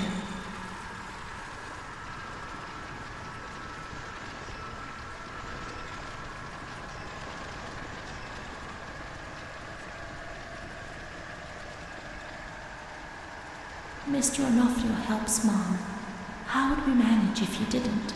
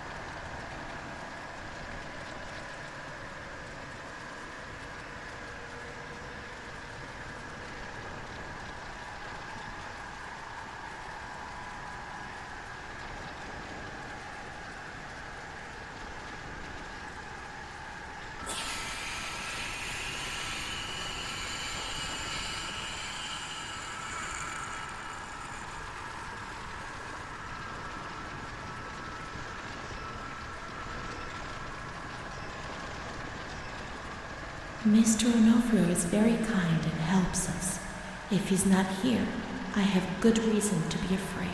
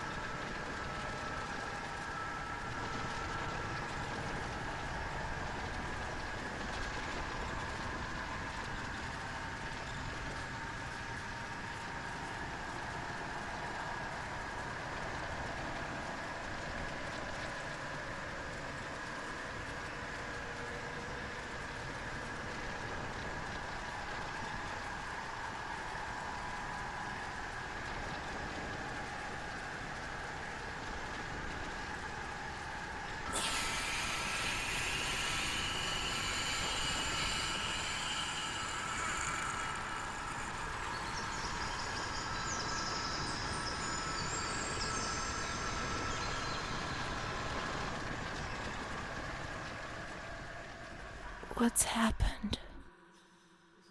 What is this place? Maybe I'm dead. I can't see any light. Maybe I am dead. I can't get up. What's going on? What's happening to me?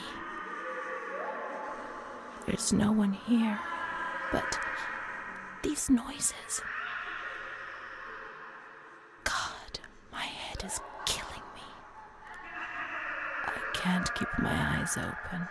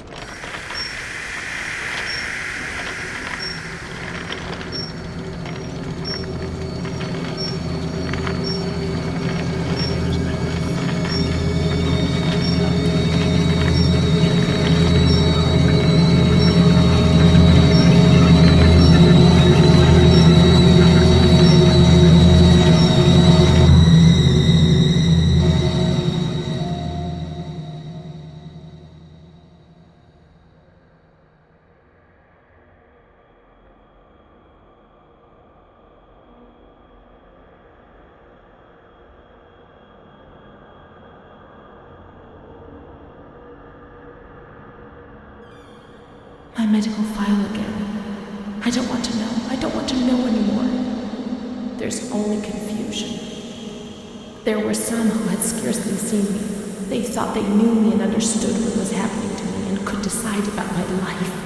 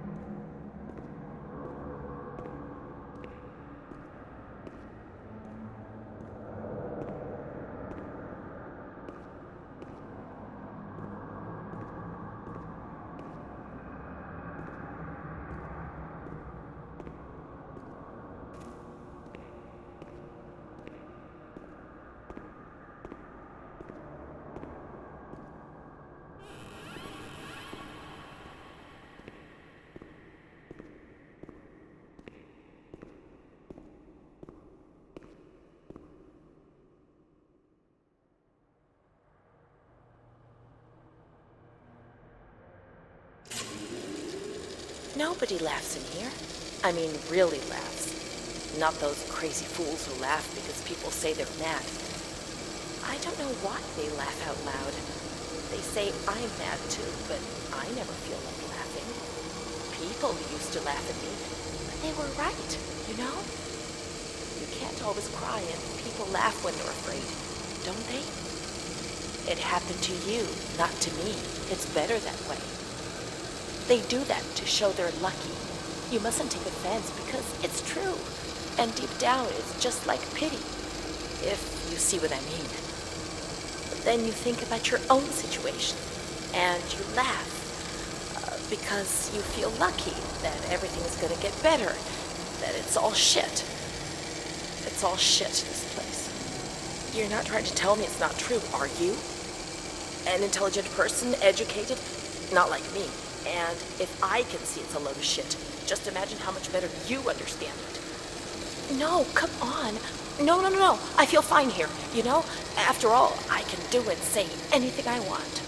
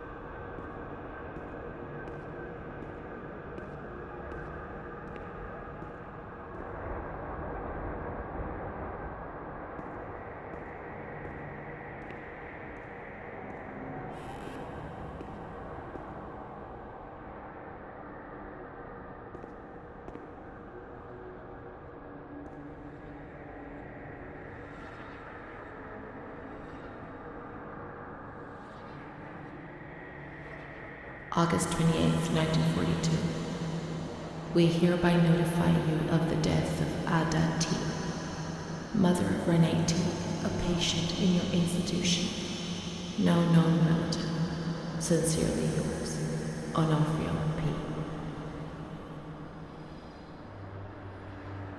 I have no one left in the world. Nobody at all. Solitude is very strange. It muffles everything, slows it down. It's an endless scream that makes no sound. A silent scream. I can't stop looking at myself. I will never leave this place. There is nobody up there for me.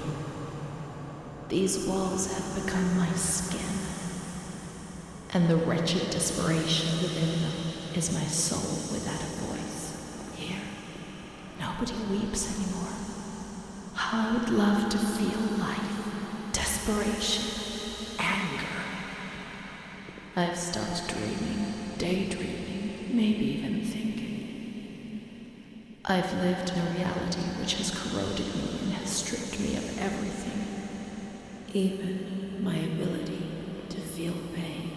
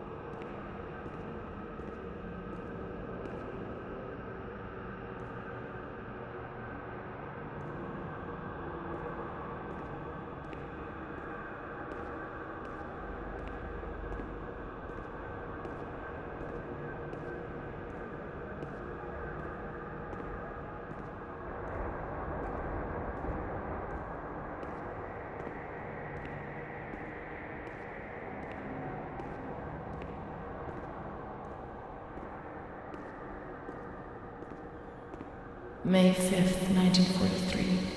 Renee's state of health is good. She is eating and speaking. Her spatial and temporal orientation is good. Therapy suspended. December 3rd. She calmly asks if she can leave the hospital. Evaluate patient for 6 months. May 2nd, 1944. Discharge denied despite favorable psychiatric opinion. The patient has no home or means of support.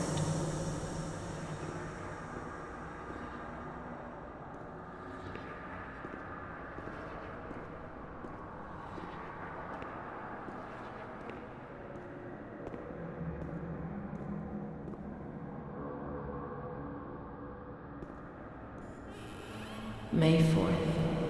The reasons why discharge is impossible are explained, and this is how Renee learns of her mother's death 2 years after the fact.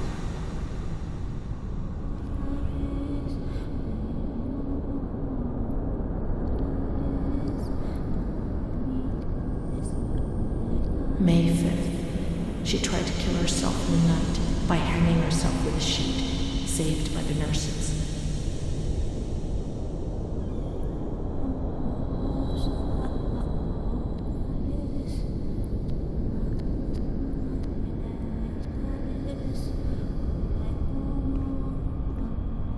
Restrained to her bed, she once more tried to kill herself by suffocation.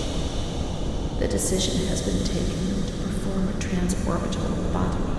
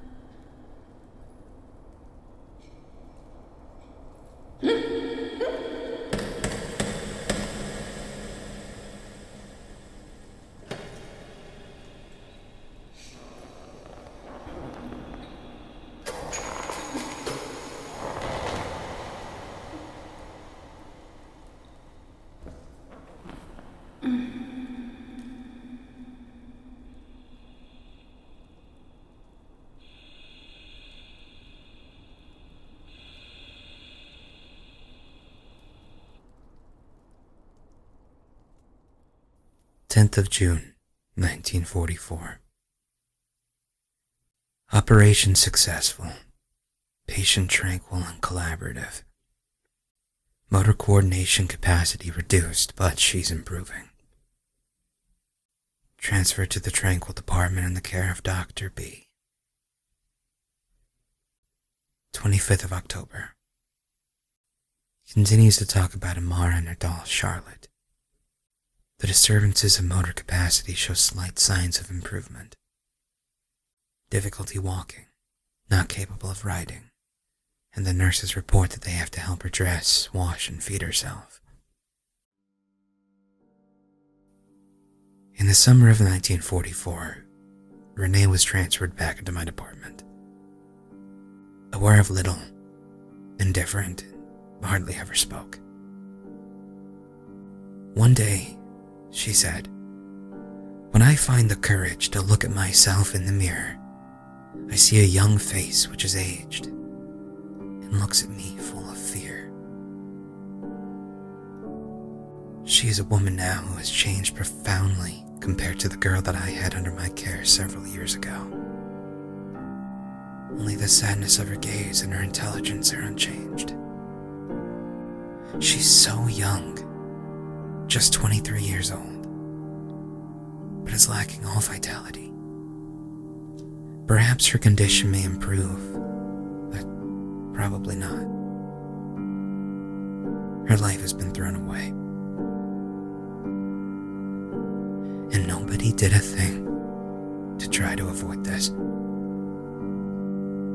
So here you live above my mind. I wish you'd heard that my mind is trying to read yours and easy for a bird. Soon I'll meet you. I'll become the one you love.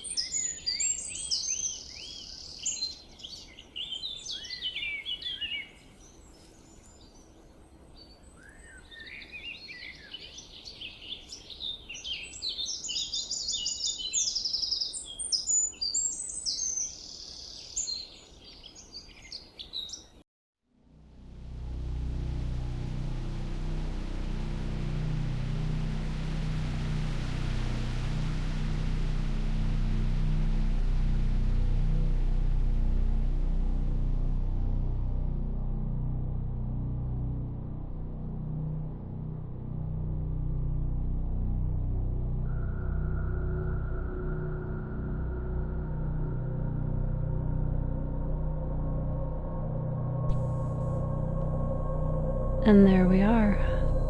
I was not sure I was going to be playing through this entire thing in one sitting, but I guess I did.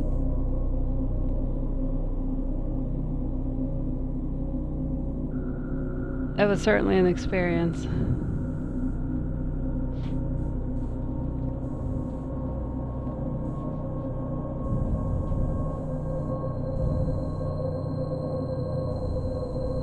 I enjoyed that. It was a good, thought-provoking game.